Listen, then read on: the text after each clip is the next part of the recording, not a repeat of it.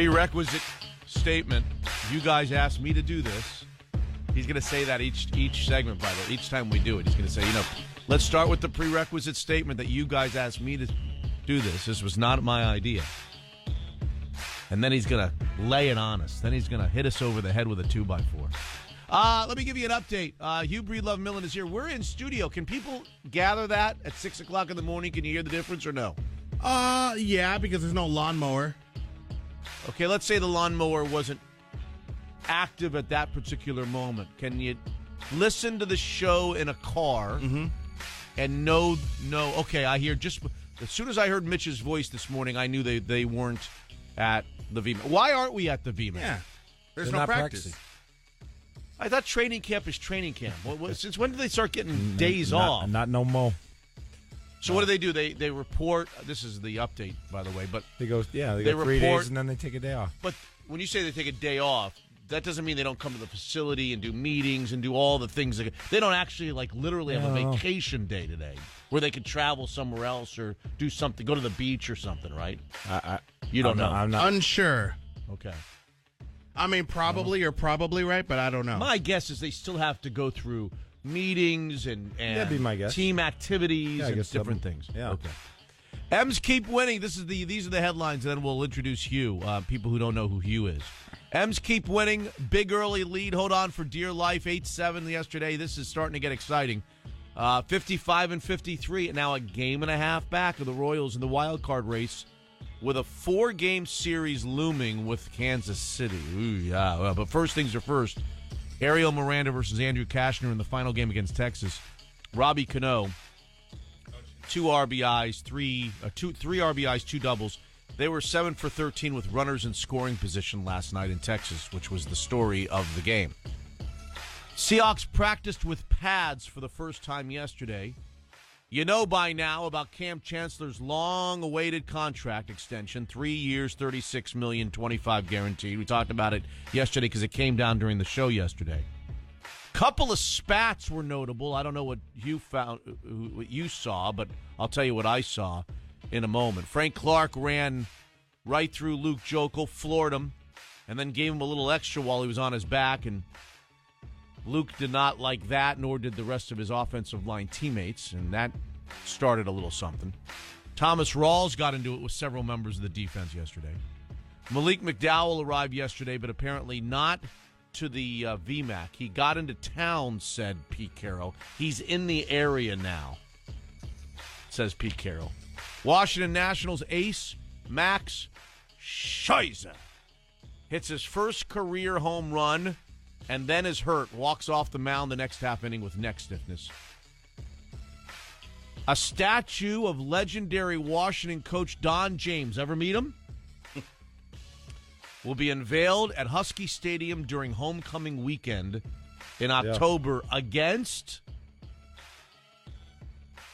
Who will be the opponent on homecoming weekend when the Don James statue is unveiled? I don't know. How about a former Don James player who's the coach of the UCLA Bruins? How about that? Will be the opponent that weekend. I don't know if you've heard of him. And I find this story intriguing. Maybe nobody else does. Tomorrow at 8:55. Does anybody know what happens tomorrow at 8:55 a.m.? AM? A.m. 8:55 a.m. during the show tomorrow. I guess, will we be back out there tomorrow? You want us back out there tomorrow? Back out Don't there forget tomorrow. to go back out there tomorrow. Don't come here tomorrow. Right. Go back out there. What's going to happen while we're on the air at 8:55 a.m.? Is that the big thing? tomorrow? Is that the eclipse? No, I don't. Is there an eclipse? I don't even know. Is there an At eclipse? some point, there's supposed to be a solar eclipse. A solar eclipse? Yeah, I don't know. No, I'm not talking about any eclipse. I'm talking about at 8:55 a.m. in Northern California tomorrow in a web.com tournament. The starter will say, 4 on the tee, now playing Steph Curry.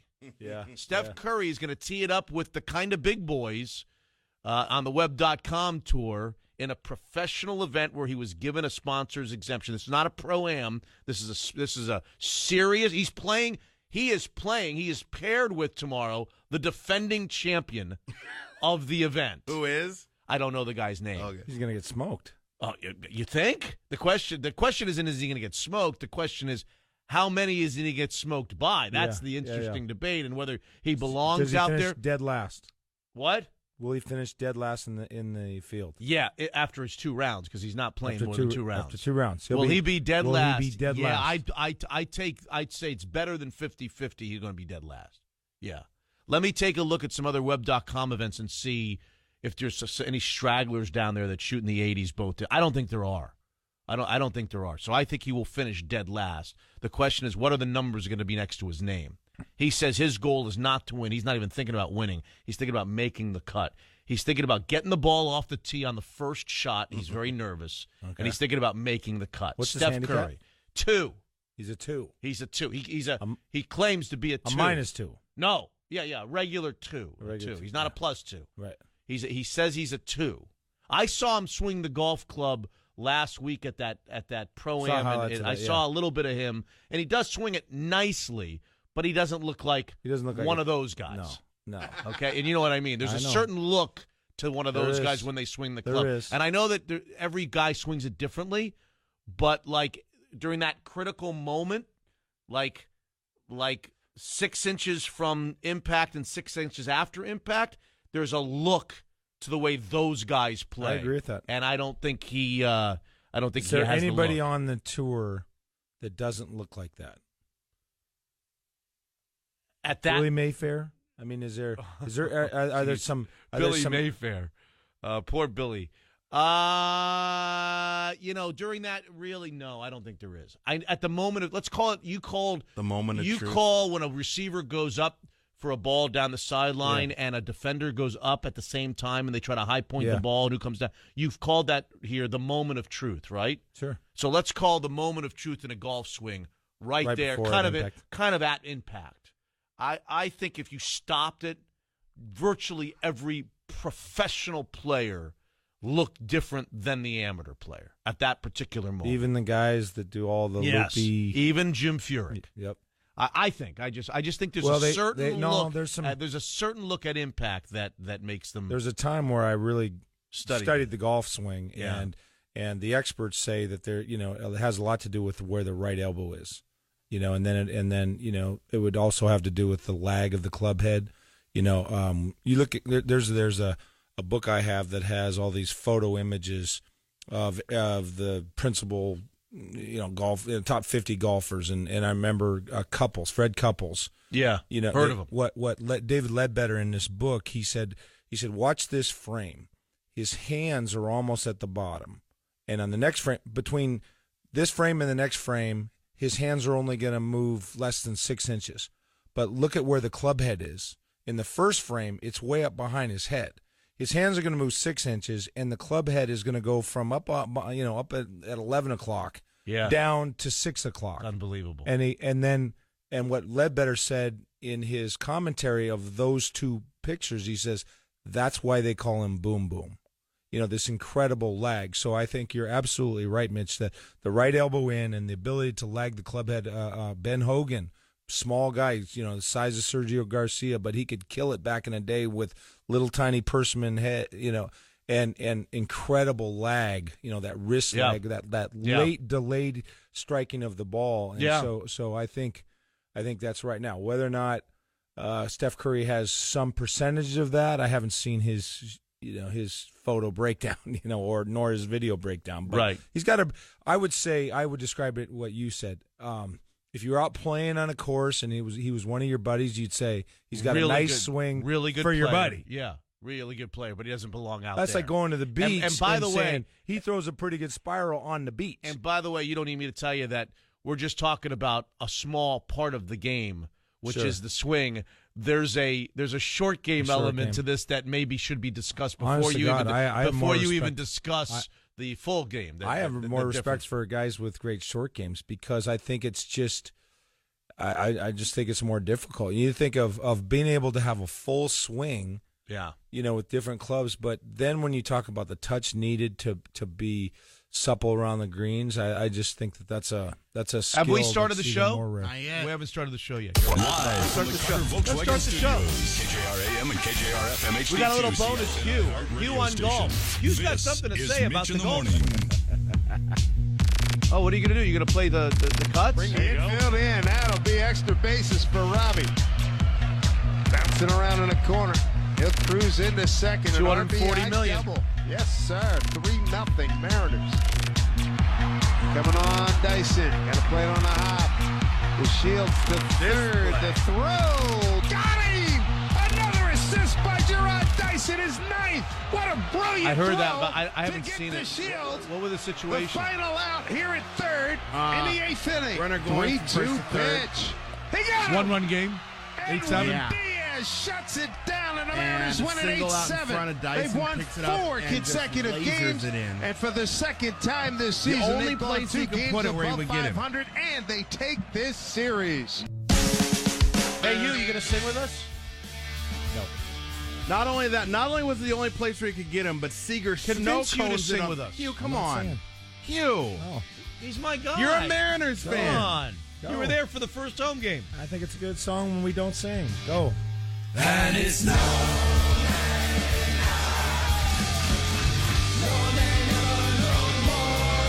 When I play the Wild Rover, no, never, no more. Wow. That's not the version you've played in the past. That's the exact same version. What's it doing? Wow. His voice. We've played the Rover so much. It's giving out. The Rover's giving out. I have no idea what it's doing. Played Led Zeppelin's It's Rover. giving out. Why do you say that that's a different version?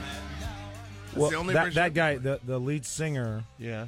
is an Irish guy. I mean, it sounds kind It's of. Dropkick Murphys. I don't know. You think it's a different version?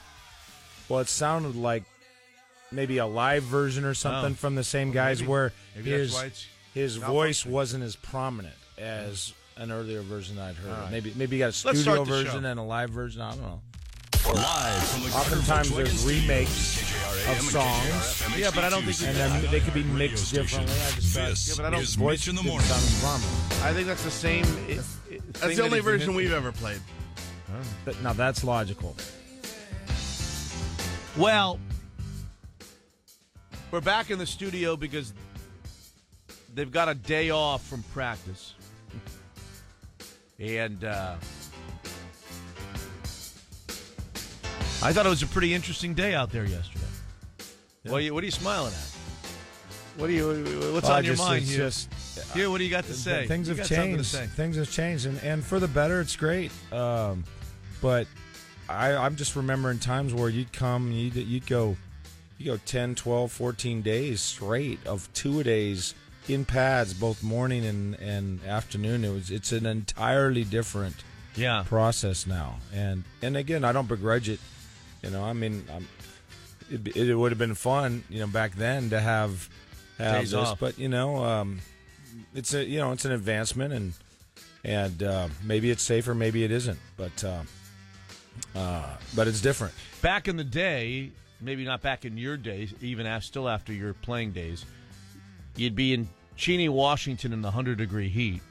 They'd have two-a-days, and then there was always the day, not this early in training camp, but there was always the day like a couple of weeks in or a week and a half in, 10 days in, where everybody reported to practice, and Mike Holmgren was standing there, and he had buses lined up ready to take them bowling for one day. A little treat, a little surprise. There's no practice today. We're going bowling instead. Yeah. He always did the bowling day. That was as close probably to this as there was, unless maybe you did have. Did you have days off? We had days off You had days eventually. off. I mean, that Yeah. was mandated by the collective bargaining agreement, Right. But it wasn't after the 3 days. or Well, the that I can first promise or you the first day ever. of pads, That never happened. or the first day of now pads. everybody, every generation says, well, how about the one before me? But predating me was Yeah. Jack Patera out there in Cheney with no water. Yeah, you're not allowed to have water. I remember watching a news when I was a kid. The sports portion of the news, and it was a day where they had presented popsicles to the guys after practice, Popsicles. and that was a news story that Patera, Popsicles. like, oh, hey, they're going to get popsicles. Popsicles. After having denied them water, and it seems archaic now, and maybe it'll seem archaic that we're going 2-a-days. But I think it's also within the realm of possibility, and this is way beyond any field of expertise to me, but for me. But is it possible that 20 years from now, in a similar manner, you say, well, how do you want your biceps to get bigger? Well, how about this? Do rows and curls, because the tissue will strengthen and be able to handle the duress of bicep curls, and your muscle fibers will grow, and that's how you strengthen yourself. Is it possible that if you're going to hit in a game on Sunday with that level of violence, is it possible that there's the right amount of hitting so that the connective tissues within your brain are at their most solidified so that they could handle that contact? Is it possible that they'll come out and say, you know what, there was a time when we backed off and we had too little hitting, and what's actually the best course to avoid concussions on Sunday is to have a little bit more hitting than what we've done. This is too smart for me, you know. Again, way beyond my. I'm not. Well, sure. we understand. This is very, very complicated. Well, we work backwards from the end game. That makes sense to me. I don't know that I'm bright enough. I to understood it. Hugh, geez, you understood it. Shush. I don't know that I understood it. I understood You don't it. understand it? This is very, very. You shut up. This is You high know- end. No, stop it. This Stop is it. a whole different kettle of corn or kettle of fish. You understand. Kettle of fish? I mean, Kettle of all right, fish. all right, Slick and I will have this conversation. Yeah, well, is that possible? We got this. How does Slick Let the understand it if I intellectuals- don't? Let the intellectuals That's what I hammer want. this out. This is really, really complicated. It's complicated for Really, early in the honestly, morning. Yeah, it's a little I don't bit. think it is. Well, okay. Well, it's kind of complicated. Do for runners early in the morning. run? Yes. Do lifters lift? I Yes. mean, there's a certain amount we can To get understand in yourself any ready. athletic endeavor. We can say there's a sweet spot. If you overtrain or overwork, then you're not going to be at your peak come competition time. If you undertrain, if you don't run enough, you're not. If Usain Bolt doesn't run enough, he's not going to pop as fast as in any athletic. Boxers, if you don't get in there and spar enough, and I know where they headgear and all that, but if they don't spar, so in anything, what's the sweet spot where you've prepared the exact optimal amount? Well, if we're working back from the end game, we want to avoid concussions. Well, we know on Sundays you're going to be taking on hits that are very likely to induce concussions. So what's the proper way to reduce The best way. the optimal way to Reduce the chances of concussions. And it is possible that We're doing too little now. I'm just saying, in 20 years, if they came out that way, Yeah. if experts who know what they're talking about Yeah. So came they're out doing that study too, and I they're read doing that, too little. that wouldn't shock me. They're not. They could say back in 2017, Yeah. in a good faith effort Yeah. to protect the athletes, They were hurting them. they backed off too much, because then on Sundays they were not very ready smart. for the rigors of He's very an smart. NFL game. He's It's very okay. smart. It's okay, Hugh. I got this. What Hugh's trying to say. No, I don't need you now to interpret it. Okay. The connective tissue of the brain is a muscle just like any other. And when You you sure work about that? out and prepare to do strength lifting or whatever you're going to do and prepare your body for whatever athletic competition, Slickhawk, stop trying. you can to be smart. over prepare and you can under prepare and you I can work do it out declare. If you work it out too much, you're gonna be ripping muscles and I doing like too it better much. when you say things like "I do I do declare." I do declare. I understand that better. Yeah. That's my Are you language. going to respond or not? I'm responding to you. I understand what you're saying, and I wouldn't. It wouldn't shock me. Right. That's It- kind of it where would- it wouldn't shock me. Yeah. It wouldn't shock me. And- I don't know. I'm Yeah. not going to pretend here to be some sort of know-it-all about what it takes to put them in the best situation. But maybe they aren't. Maybe they're not doing enough out there. They've obviously done the research and the statistical analysis up to now. Somebody has to decide. They, in their mind, think what they're doing now is the sweet Yeah. spot. So Do you remember that guy named can't answer Kelso, the safety for the Bills? Mark! Number 38. Mark that. Kelso. Mark, So, Uncle Mark Mark Kelso, we used to call him Used to- Kazoo. used to wear the thing around his neck, Yeah, right? it was not And a around big his helmet. neck. He had a bigger helmet He had a bigger than- helmet, yeah. but he had foam layer over the top of his hard shell, and somehow that was approved and what have. But it looked goofy as hell on TV, and even watching tape, right? I remember, yeah. And he had sustained concussions, and you played with him, Mark Kelso? I played against him. Oh, okay, against him, yeah. And maybe it comes out that in 5 or 10 or 15 years they say, you know what, the best way to avoid concussions is to have a little bit of hitting and wear those protective helmets, and then again the connective tissues may strain. Who knows? I would just say that it's a lot different now than it was in terms. I of, hear a little. You're trying to make. I hear. You know what's funny about this? I considered whether or not to bring this up because I hear a little I know salt. you well enough. I hear a little. Don't point at me. No, because I hear a little salt. Because you're pointing at me. I'm not pointing at anybody. Not literally, but figuratively. I hear a little salt on your you're pretzel. Trying to Are you what a I little? said? Are you a little? I'm gonna go back to what I said. You a little jealous? I told you. I'm gonna be perfectly frank. I think it's great for these guys. The advancements. They're making more money. Their training camp is easier. I think that just like the generation before me. I mean. Though I sure as hell didn't deserve it, I made a lot more money than people of a generation before me, players that were infinitely better than me. Bob Greasy. You made more money than Bob Greasy. Probably. Yeah. I mean, Terry Bradshaw. Think of that. Hugh Millen made more money than Bob Greasy. Terry Bradshaw. Think of that for a second, ladies and gentlemen. The most amount of money Terry Bradshaw made in any year was $350,000. That's amazing. You made tons more money than Terry Bradshaw. So and that's absurd, right? And yes. And so yes. And absurd would be these one guys word. That are would be making, your word. Yeah, and there's Yeah, I understand. There's backups that are making way the way it more goes. than I did. Yeah. And so that's just the way it goes. And if I think that'd be I don't know, it wouldn't be the way you'd want to go through life just begrudging everything. It's just a fact. It's just different now than it was. 38 minutes away from the Seahawks at 7 with Greg Bell. We are in studio today because they have the day off. That's what started this conversation. We'll hear from Pete Carroll in the 7 o'clock hour. We'll hear from Cam Chancellor in the 8 o'clock hour. Hugh's got something to say at 8 o'clock. Kyle Lewis is supposed to join us at 8:28.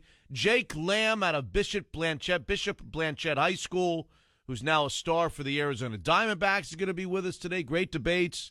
Schnoz, is it a training camp Schnoz again? Or No, is it, that's only when we're out there. That's only when we're We're out out there. there for I got to learn the rules about what's out there and what's in here. We're out there for 15 days. We're out there for 15 that's days. 30 teams, and then we're going to add an extra one. Okay, somewhere. all right.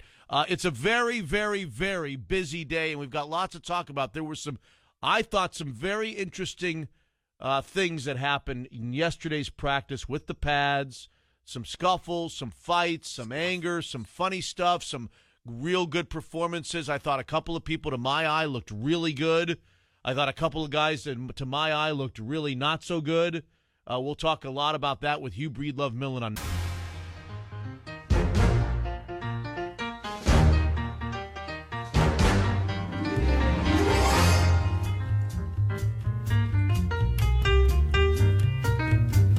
Do you think that Hugh Breedlove Millen saw La La Land? I'm going to say no. I'm going to say no. He never saw La La Land. I don't think he did, but I I would think he that would. I think that his wife probably would have wanted to see La La Land at some point, and probably came to him at some point and said, or maybe she's not interested in it either. Do you even know what La La Land is? I heard it was the Academy Award winner, won all the Academy Awards. Yeah. It's a about musical. jazz. I like a lot of musicals. I just haven't seen this one. Was it good? Was it worth it? It was good. It was good. It was good. I've got some information for you, by the way, about our first conversation, and it's led me to a more convicted opinion. My research, my quick research, has even led me to a more convicted opinion, if that makes sense.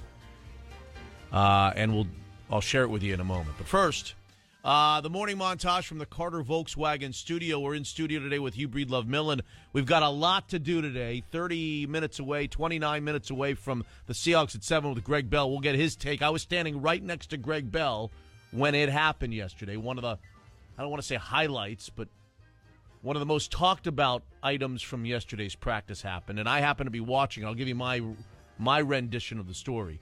But first, here's what's happening in the world of audio around the world of sports. Let's start with the Mariners taking an early 5-0 lead and then holding on for dear life down the stretch. Bring the infield in. That'll be extra bases for Robbie.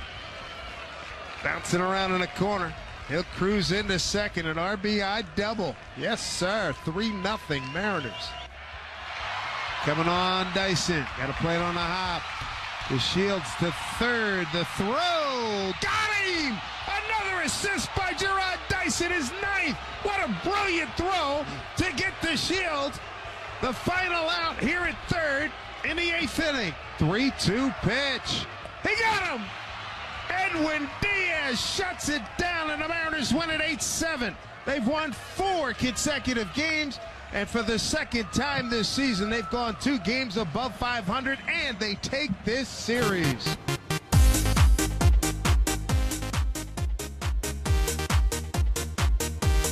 So my question is, the question that I asked you when I walked in through the doors today that you kind of answered but really kind of didn't answer. Is this different? Are we in the middle of something that's different, or is this just like what's been happening for the last several months with his a little shot of enthusiasm only to be followed by losing 4 out of 5 and being a game under 500? Or is this the start of something different? Is this what we've been waiting for, which is the beginning of like 10 out of 12 to get 6-7 games over 500? You remember the Magic 8 Ball? Yeah, I You'd remember ask it the question, you shake it yeah, up. Yeah, you The remember the Magic 8 Ball? You had a Sure, of Magic course. 8 Ball, yeah. I think there were 6 Yeah. responses on it, and one of those was ask again later. Ask me on Magic Monday. 8 Ball made an appearance on the radio program. Ask me on Monday after the Kansas City. You know what? You're playing a Texas team right now that they just traded Yu Darvish away. So it's been made clear to the players that they're in sell mode. They got no chance. Okay. Hugh, You should sweep this team. assess what just happened on the radio show. Assess what just happened. I asked the question, whether is this 4-game winning streak fool's gold? Is it just going to be what it's been like the rest of the season, which is win a few and then lose a few and then win a few and then lose a few? Or is this the start of something special? And the answer, the professional opinion that I got back is, let me wait till Monday to tell you the answer. Did I need him to tell me that he needs to wait? More time? He needs 5 more games to be played, and then he'll give me the answer of it? Did I need that? Well, I could have given that answer. Well, but it is hard as telling him he wants to say yes. This is the turnaround. His head is reminding him of how many times over the last several years that we've seen this kind of back and forth, and then there's you who didn't want to give an answer to your own question. So, how about that? What's your answer? That's not very nice. It's not very nice, but it's very true. It's So not how about true. you? So you answer your own question. Is this the turnaround, or is this just more of the same? Well, I don't want to use the word turnaround. What I was asking is, you understand the question. Mm-hmm. All year long. Now, let's not go back several years, because it's not several years. The last several years has been lose 10, win 1, lose 10, win 1, lose 10, win 1. I'm talking about this year. This year has been chock full of these little spurts. Win 6 out of 7 and think, okay, here we go, and then lose 7 of 9, and we're back to Sisyphus is back down the bottom of the mountain, right? Yeah. So my question is this different, or is this just the same as we've been experiencing all year? Well, and I feel like it's different. There's a surge now, coming. ask me why I feel like it's different. Sure, why? I have absolutely no idea, but thanks for asking. It just feels... It feels different. Now, what Slickhawk should say, or you should say to me is, don't they all feel different when they're just starting? And wouldn't you say that they all? And I'd say, yeah. Probably they all feel different. I don't know. There's something about this one. The time of year, the fact that teams are starting to mail it in a little bit, trading players and expanding rosters to include minor leaguers and giving people chances. And I just think it's happening at a time of year where they might be able to capitalize on running into opponents that are reaching for the offseason and have kind of mailed it in and are ready to mail in the rest. The baseball season, know this, is a haul, man. It's a haul. Yeah, but my anecdote, I've said it a time or two, I'll try and say it real quick. There was a statistics professor, this is a true anecdote. He says he can go down to the faculty lounge and he can leave his class in to have one group flip a coin 100 times and then put H or T, heads or tails, up on 10 rows and 10 columns. And he says they flip a coin, whether they're going to do the left side of the whiteboard or the right side. But he says the first group, he says, I want you to do the imaginary. You don't flip a coin, you just try and fool me. And then the second group, you actually flip the coin. And then he comes back, he has his coffee, he comes back, he looks at both sides, and he accurately states which one was the actual coin flippers and which one weren't. And the reason he can tell is because the ones that simulated, they only have 2 or 3 heads in a row, or 2 or 3 or 4 tails in a row at most. The actual coin flippers, he's looking for a series of 6 or 7 heads or tails. Which defies the percentages in the short run, but ends up in the long run where he needs it to exactly. He just figures people. I was bright enough to get that one. Did you get that one? Well, yeah. Not earlier, not the one. Because I've been working. Yeah. That stinks. You haven't taken much CTE hits in here, so you're living the good life. But okay, so apply that to this. One could infer, reasonably so, that over the course of a 500-game season, you're going to have surges where you really get optimistic. Yeah. But then you're going to have some duds where you're taking on a lot of water. You're leaking. By the way, the Royals have lost 3 of their last 4. Okay. And they're coming. But let's finish them off. Let's finish the Rangers off first. Yeah. There's a big difference between 3-0 and 2-1. Absolutely.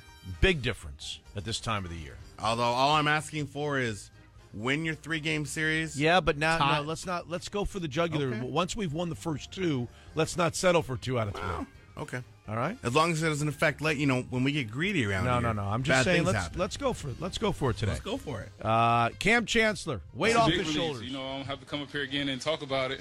It's already done, and I don't have to talk about it anywhere else. And it's set in stone, and I can just focus on ball and capturing that Super Bowl ring again. That's what we're striving for, and being a great team over and over again consecutively. So, it feels great to get that off my shoulders and getting back the ball. About 45 minutes after signing a 3-year, $36 million extension with a $25 million guarantee, about 45 minutes later, Cam Chancellor was in the face of Thomas Rawls, barking at him, because I watched right in front of me. Pete Carroll, Malik McDowell is somewhere in the Pacific Northwest. Just that he's in the area now. He got in town, and we're really anxious to really let everybody see him and take care of him, look after him, and find out really firsthand. Everything has been through communications with the doctors at the other end, which has been in depth. But we'll get to see him and do all this stuff and figure out what it all means right now. Earl Thomas on the team drafting all those safeties in the last draft. It's going to be hard for him to start. That's what I was thinking initially. But then, you switch over to another gear and you got to help them. Because late in games or late in the season, somebody else go down, these guys got to be able to come in and help us out. And that's why we always have this motto of each one teach one. And, they got to be able to can't miss a beat. Okay, Ray Lewis, advice for Colin Kaepernick. The football field is our sanctuary. If you do nothing else, young man, get back on the football field and let your play speak for itself. And what you do off the field, don't let too many people know, because they're going to judge you anyway, no matter what you do, no matter if it's good or bad. Oh, okay. Yesterday on the morning montage, we played a cut of rookie Jamal Adams. You decided he plays where? New York? LSU, and he was drafted by the Jets, a high draft choice, one of the top safeties in the draft. You played a cut of him on the morning montage saying that he would die. He doesn't think about repercussions. He loves football so much that he he would die on a football field. He wants to clarify his comments on CTE. My comments were simply for passion, nothing else. Not one time did I say anything about CTE, saying anything negative. I respect it. I understand, what's the outcome of it. And I know there's families that are affected. But at the same time, everything's about passion, what I said. I thought this was an interesting. People really bent out of shape about what he said? Probably. I don't know. I guess enough people were bent out of shape for him to come out, have to come out and say something in response. Well, I'm bent out of shape that people are bent out of shape about what he said originally. Yeah. Well, when people are suffering, now people are going to be bent out of shape. That I'm bent out of shape about people being bent out of shape about what he originally when people are suffering real world injuries out there, head injuries that cause head trauma and possibly death, and then he makes a comment. I would die on the football field. I could see how some people would be ruffled the wrong way, their feathers. Well, I could see it. I could see how it would. I think it's absurd too. I think, particularly if you heard his first comment, that's all I heard from him was just passion. Mm-hmm. Yeah. But he loves football so much that he's willing to take on the risks. Yeah. This is interesting. Dallas Keuchel of the Houston Astros, who are about 40 games over 500, they're like the best team in the sport, is questioning his front office. Listen to this. I'm not gonna lie, disappointment is a little bit of an understatement. I feel like a bunch of teams really bolstered their rosters for the long haul and for a huge playoff push, and us just kind of staying pat was really disappointing to myself. Now, here's my question about that. To me, that cut is about as interesting a cut as we will have this week on the show. And it's for a lot of reasons. Number one, Hughes always told me, athletes don't say anything. Athletes, most of them are not going to tell you what they really feel. That guy is the exception to the rule. He's telling everybody exactly how he feels. So my question is, yeah, it would be the same. It would be the same thing. The question is, number one, how often does a guy in the middle of a season question his front office for not making a trade? How often do you hear that? And if you say to me, well, I've heard it before, okay. How many times have you heard it before where the team is the best team in the sport when he says it? That's unbelievable. I mean, you realize what their record is? Well, the two thoughts I have on that are... That's unbelievable. He's questioning his team, his organization's decision not to help them out with trades while everybody else is. And in so doing, he's questioning his teammates. Right. So his teammates would go, well, which one of us do you feel is inadequate? And the other part of it would be somebody could say, hang on. The manager would stand before, look, the general managers made the ultimate statement about how well-constructed we are and how competent we are right here in this room. Right now. We don't need to do this. They are 69-37. They are 32 games over 500, and they've got a pitcher saying, to say that I'm disappointed would be putting it, what did he say? Would be an understatement. To say I'm disappointed is an understatement. That we didn't do anything at the trading deadline when everybody else. There's a guy who's willing to give you an answer. That's a guy I want to cover right there. When you ask him a question, no, I'm serious. Yeah. When you ask that guy a question, he's going to give you an answer. Has he done that in the past? I don't know. I want to cover that fella. That's who I want to cover. Where are we? Do you want him on your baseball team if you're on that team? I don't know about that. Evan Longoria. Swinging a line drive towards the left field corner. Cycle. This one gets down for a hit. Caught off by Fisher. Evans going to try for second. Here comes a throw. He is out at second base. Can the Rays ask for a crew chief review? Evan is ruled safe, and for the second time in Rays franchise history, a player is hit for the cycle. That's cool. I like the cycle, man. Yeah. Now, tough. A guy hits 3 home runs in the next ballpark over, and he does in a game, and he doesn't get the publicity that the guy who hit a homer, single, double, and triple did, which seems a little bit odd. He gets less publicity for hitting 3 home runs, but it's still kind of cool. The what has cycle's been kind of cool. Done more frequently? The 3 home runs, I'm sure. I'm sure the 3 home runs. You sure? No, I'm not sure. I don't want to. I'm pretty sure. It I'm pretty darn seems sure. You'll get maybe a cycle or 2 a year. 3 home run games you get all the time. Yeah. Oh, yeah, 6 a week. I got an answer to your question. And by the way, 15 minutes away from the Seahawks at 7, when we discuss what happened out there yesterday, there was some very, very, as I like to call it, chippy behavior.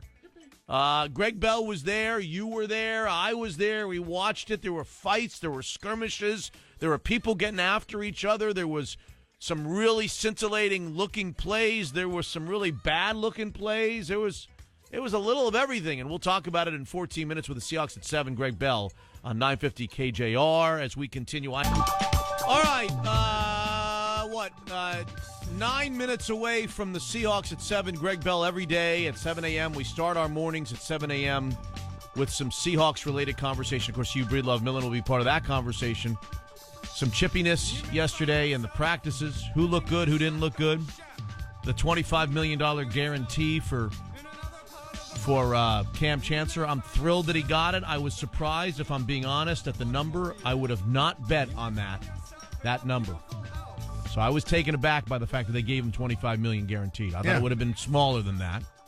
But good for Cam, because as Hugh has said, and you and I actually agree on one thing, Cam Chancellor is both of our favorite Seahawk players.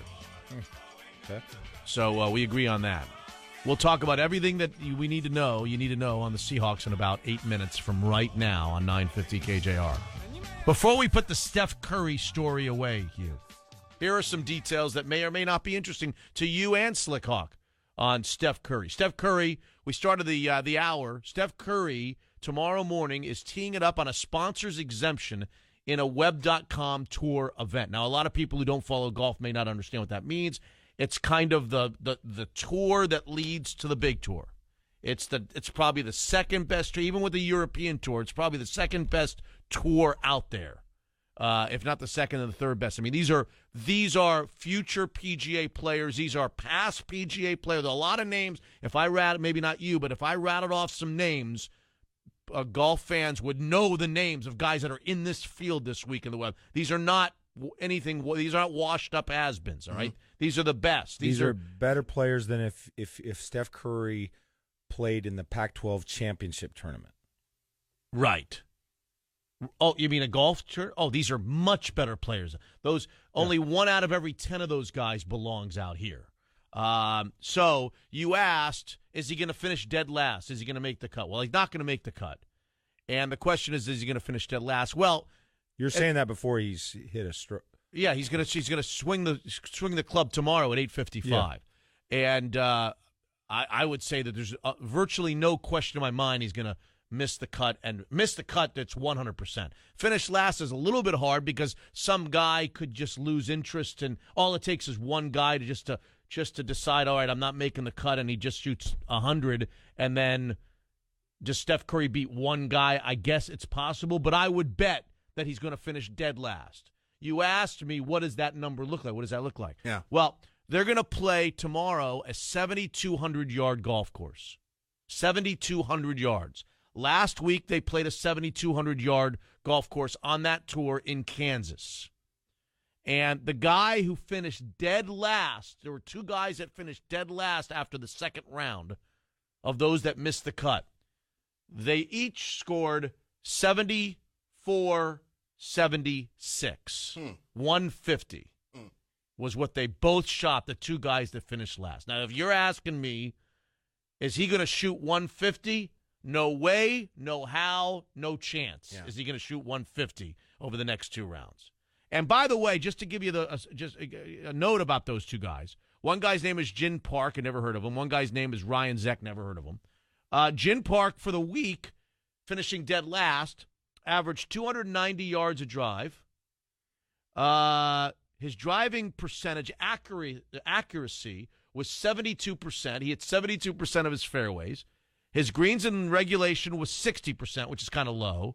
And putting average was 1.8 putts per green hit in regulation. Yeah. That's what was good enough to finish dead last in the web document. And that's not bad. What? And that's not bad. No, it's not bad. None of those stats are that bad. I've been around enough. That guy's not breaking 160. No. That guy's finishing dead. Now the question is how many shots between him and second to last place. Mm-hmm. That I can't answer you. Yeah. Yeah.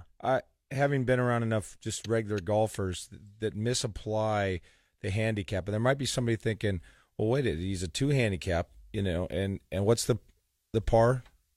The par is going to be, I don't know, 71, 72. 72. Okay. Yeah. So he said, well, he's a 2 handicap. You expect him to shoot 2 over. Well, no. The slope, it's a more difficult course. But even beyond that, when people say, well, you expect that you would hit your handicap, like if you're a 4 handicap, you're on a 72, you say, well, you'd expect to shoot 76. No. Your handicap is the average of your 10 best of your last 20. You could shoot 100. Right. Numerous times, right? And those are all going to be thrown out. It's the average of your 10 best of the last 20. You know that, but it's amazing to me how many people don't know that. People who golf if you want to compare apples and know. apples, you're not expected to hit your handicap. Is the summary? You want to compare apples and apples. He is, let's say, he's a 2 and change index. From these tees on this golf course set up in this situation, he's probably translates to a 5 or a 6. So he's probably a 5 or a 6 handicap out there playing against +5s and +6s and +6. So he's probably 10 shots worse, 8 to 10 shots worse than everybody in the field. To start off. Now do the math on that. Yeah. He's 8 to 10 shots worse. His expectation is 8 to 10 shots worse than every player in the field.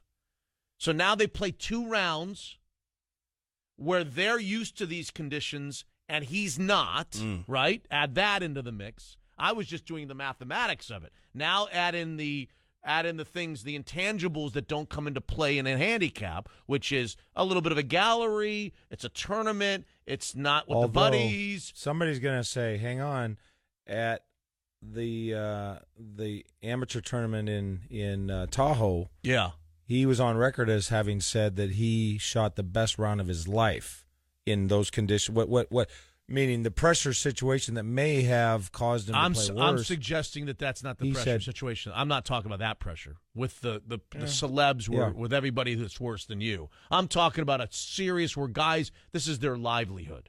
This is what these guys do. That's a different kettle of fish. Seahawks at 7 on 950 KJR. What happened yesterday in practice? Lots. Okay, I'm late. I apologize. I'll give you some quick headlines. We'll get to the Seahawks at 7, which we do every morning. We'll be back at training camp tomorrow. M's keep winning. 55 and 53 after an 8-7 victory last night against the Rangers. Now a game and a half back of the Royals in the wild card race. And that 4-game series, which begins tomorrow, is looming with KC, in KC. But first things are first. The final game of this 3-game series against the Rangers tonight. Ariel Miranda. Is it today? Is it a day game? It's tonight. 5. It's still 5:05. Ariel Miranda and Andrew Kashner. Would you like to know what Ariel Miranda's ERA is in his last 4 starts? No, because it's not very good. Take a guess. 7.5. 6.5. Oh, okay. 16 earned runs and 22 innings pitched. 6.55. Seahawks practiced with pads for the first time yesterday. We won't talk a lot about it because Greg Bell and I are going to talk, and Hugh Breedlove Millen, about what we saw. We'll all have a little chat about what we saw at practice as pads were used for the first time. Washington Nationals ace Max Scherzer is going to win the NL Cy Young Award. You can put that in the books. Hit his first career home run, and then he got some stiffness in his neck, and he walked off the mound the next half inning. A statue to legendary Washington coach Don James will be unveiled over there at Husky Stadium in the October homecoming week against UCLA. And Steph Curry, we've been talking about it a little bit this morning. Steph Curry will tee it up with the big boys. Well, kind of the big boys, the Web.com tour guys. Sponsors exemption, $8.55 tomorrow, and they're putting him with the defending champion of the event. How many will the defending champion beat Steph Curry by in tomorrow's round alone? I'm going to say he beats him by double digits tomorrow. Really? Yeah. Double digits tomorrow. Well, I'm definitely tracking with you, and I think right along with you. I want to be contrarian, but I'll say less than double digits. Less than double digits. I think it's going to be a mopping for Steph Curry by the time it's done. Okay. Get out of your mind. Get out of your mind. Get out of your mind. Here he is from the Tacoma News Tribune, our guy, Seahawks insider Greg Bell, with us on the Seahawks at 7 every morning at about this time. Good morning, Greg. Good morning, Mitch. How are you? Very good. How are you doing today? I'm doing well. Thank you. Let's start with the news that came down in the midst of the show that you and I talked a little bit about yesterday. $25 million guaranteed, 3 years, $36 million. He was on record the day previous as saying, I think something could get done before the regular season opener. Little did we know that it would happen within the next 24 hours. Did the $25 million guarantee surprise you? It surprised me. I thought that number was high. I didn't. I'm happy for him, but I didn't expect $25 million guaranteed at this stage of his career. Yes, it surprised me, and I think it's a rare case in the NFL of a thank you contract, which is more NBA-ish or even Major League Baseball sometimes. I think Kobe Bryant, $80 million to the Lakers at the end of his career, and this was definitely a contract more for what he has done and what he currently is for the Seahawks than what he will be. I mean, I think it would be a surprise if he completes the 3 years that the contract is. It starts next year, so it's through 2020, and I really don't think that anyone in the Seahawks truly believes he'll fulfill all 3 of those years. A little like like Marshawn Lynch's extension a few years ago. Mm-hmm.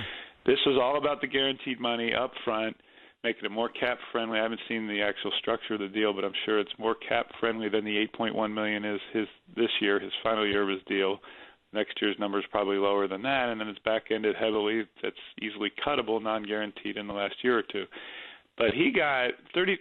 We talked about Rashard Jones from Miami in the spring, got $33 million guaranteed, and he's not even half the safety that Cam Chancellor is. He's also 29 years old, with 3 fewer Pro Bowls. When the Seahawks weren't going to give Cam Chancellor $33 million, but Chancellor got about 75% of that guarantee, $25 million.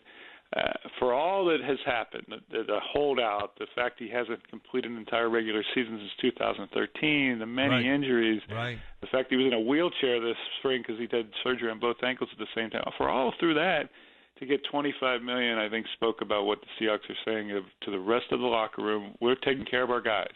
And, hey, Earl Thomas, look what we just did for your buddy.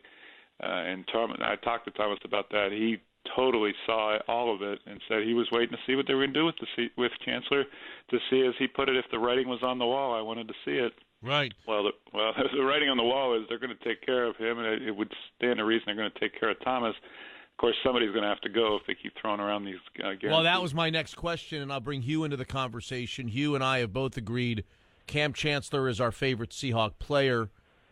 Hugh, Greg calls it a thank you contract. Is it fair for me to ask, even though he's my favorite player and I'm happy for Cam, whether this was a fiscally prudent contract for the Seattle Seahawks? Is that a fair question? Of course, this morning? yeah, of course it is. Because somebody's not going to get signed as a result of this contract, right? And so that's kind of esoteric. We don't really know substantively how that's going to play out. I mean, this could be, for all intents and purposes, a 2-year contract, and then there's a feeling that he'll be training all these young guys that they drafted and acquired, and in the manner that Lawyer Malloy did for him. So they see value in all of that, but I think the intangible part. I think it speaks to what's the alternative. How does that impact your team in all of the different dimensions if you don't do the extension? And I think, again, the statement for the team about how they're going to take care of guys, I think that might have been very deflating to that locker room had they just said, well, let's let this guy walk. Okay. Other off-the-field stuff yesterday, before we get to what we all noticed on the field, Greg Bell, Seahawks at 7, every day on the show, our Seahawks insider from the Tacoma News Tribune. Malik McDowell, apparently he's somewhere in the Northwest, being hidden somewhere in the Northwest. Is that what I'm to gather from Pete Carroll's remarks yesterday, that he was not at the facility, but he did successfully make the trip from Michigan to somewhere here in the Northwest. Yes, he's in town, is what Pete Carroll said. Now, Carroll said McDowell was due to visit the team headquarters, or at least see the team doctors, be it at the team headquarters or elsewhere, later on Tuesday. And that's the big first step, is to see the Seahawks and the doctors to get their own eyes on him. But he is now at least to the stage he can get that first step, which would mean in the next day or two they can have some kind of assessment on his injuries and what he might be, where he might be going forward. So when do we get a chance to see him, do you think? When does the media get a chance to see him? I doubt they're going to parade him out in front of the media in the first day or two of him being back in camp. I think what's going to happen first is either the Pete Carroll or the doctors are going to have a statement on what his injuries are or what how his condition is. In general, the Seahawks have a rule: if players don't practice, you don't talk to them. They're off limits to interviews, and they can use that to say we can't talk to him until he comes back on the field. Which, as I said, in the tone and everything we've seen so far, I think it's going to be just a longer time than a shorter one. Okay. How about some observations from yesterday? You and I were standing next to each other when Frank Clark kind of, I won't say zoomed past. He went through Luke Jokel, right. And then gave him an extra little business there on the bottom, which didn't sit well with everybody. What about your observations of that and any other things that happened at training camp yesterday? Well, it's pretty much predictable that the first time they put shoulder pads on, there's going to be a skirmish or two. They weren't anything major. Frank Clark was in two of them. Thomas Rawls was in one of them. Surprisingly, Michael Bennett was in none of them. But the more concerning part, I guess, on a particular play, you can take any offensive lineman's one play and say, well, he messed up here. Easy for us to do because we're not in the trenches trying to block Frank Clark. But it was one of the first plays of team scrimmage since Luke Jokel signed with the Seahawks. They've been keeping him in group and position drills. But yesterday, him getting run over by Frank Clark to begin with is the more concerning thing than the fight. It was a very good practice overall, though, for Luke Jokel because it was a very extensive work at left tackle, which is what I thought he was going to play when they signed him for $7 million guaranteed. Now, after practice, Pete Carroll again saying that Jokel can play left guard and left tackle, and that's what his value is to this team, that he can play both, start at both. But the George Fant quote is having none of it, and that Fant's having a great camp, and he's in the best physical, he's improved most physically of anybody on the team. Mm-hmm. So again, it still stands, even though Jokel played left tackle all practice yesterday as the first team, that Fant's going to get the chance to win that job, and that Jokel is there if Fant doesn't prove he should start at left tackle. If Fant does prove that he can start at left tackle, it'll be Jokel left guard. But yeah, the skirmish stuff is normal part for the course stuff. Another thing I saw on the field, Jimmy Graham, it dawned on me when I saw him make a tip catch to himself between two defenders and then turn upfield. It dawned on me that 2 years ago he's just learning the offense and got uprooted from a Saints offense that was built around him, and then last year he's relearning to walk again after the knee patellar tendon surgery, that he may finally be in the ramp-up mode that the Seahawks have hoped he'd been in for 3 years since they got him. And he's in a contract year. His $40 million contract ends this season. When we talk about, okay, you give Cam Chancellor and you're going to have to pay Earl Thomas, well, who's going to go? He's one of the guys who could go, Jimmy Graham, with as much money as he'll command still in this point of his career. This is a big year for him, and he's primed from the start of it to be in the offensive mode that they want him in. So that's a good sign so far anyway. Okay.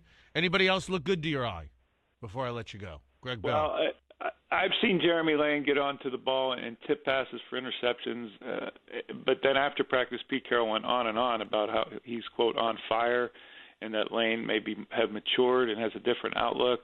Now he's 25 going on 26 years old. He got 1 year. Last year was his first year of a 4-year, $23 million extension, and he had a bad year. And everyone has said it. Even Lane himself thinks that. And Pete Carroll said that Lane is seizing that right cornerback job, one of the best, most productive players early in camp. All right, Greg Bell, the Seahawks at 7 each and every morning at this time. Thank you, Greg. Appreciate it. We'll see you out there tomorrow. Appreciate your time. Yes, sir. There he is, Right, Tacoma News Tribune. You can follow him on Twitter, the Seahawks at 7. You can count on that at 7 a.m. every morning. And we'll begin the 7 o'clock hour with some chit-chat about the Seahawks. You were there yesterday. Did you see the skirmishes? Where were your eyes when the skirmishes happened? Were you happen to be focusing on the moment when it happened? I can tell you my perspective of the whole thing. There was a few. I mean, Thomas Rawls was involved in one. It's not surprising when there's been so little pad contact when you finally are out there. That would probably be the most likely day is first day of pads. When the Frank Clark, Luke Jokel thing happened, I was standing on the side, kind of where you were, and I was watching the play. Now, I believe on that particular play, the quarterback threw a pass. I think it was probably Russell Wilson who threw the pass, and I think it was Doug Baldwin making a kind of a circus catch in the middle of the field that had the crowd wooing and hollering on that very play. He evaded the pocket. Right? Okay, well, I don't remember because here's my point on that. I didn't see any of that.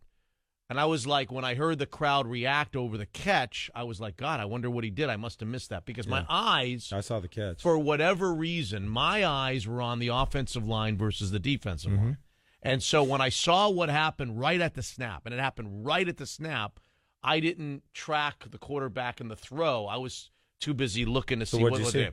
What I saw was a snap, was Luke Jokel against Frank Clark.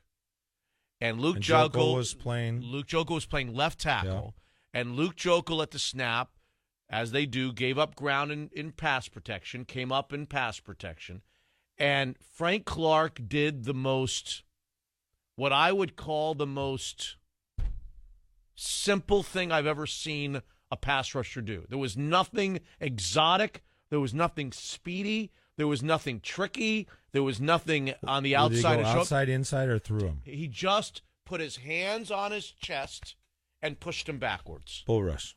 And I'm telling you, Jokel went back like a sack of potatoes. The first contact that Frank Clark made, he went back like he was shot. I could not believe my eyes. I could have sworn my eyes were deceiving me that a big man like that would go down so easy. He went down so easy to my eye. And then what happened, which got the fight started, was Frank Clark didn't stop there. He didn't go by him.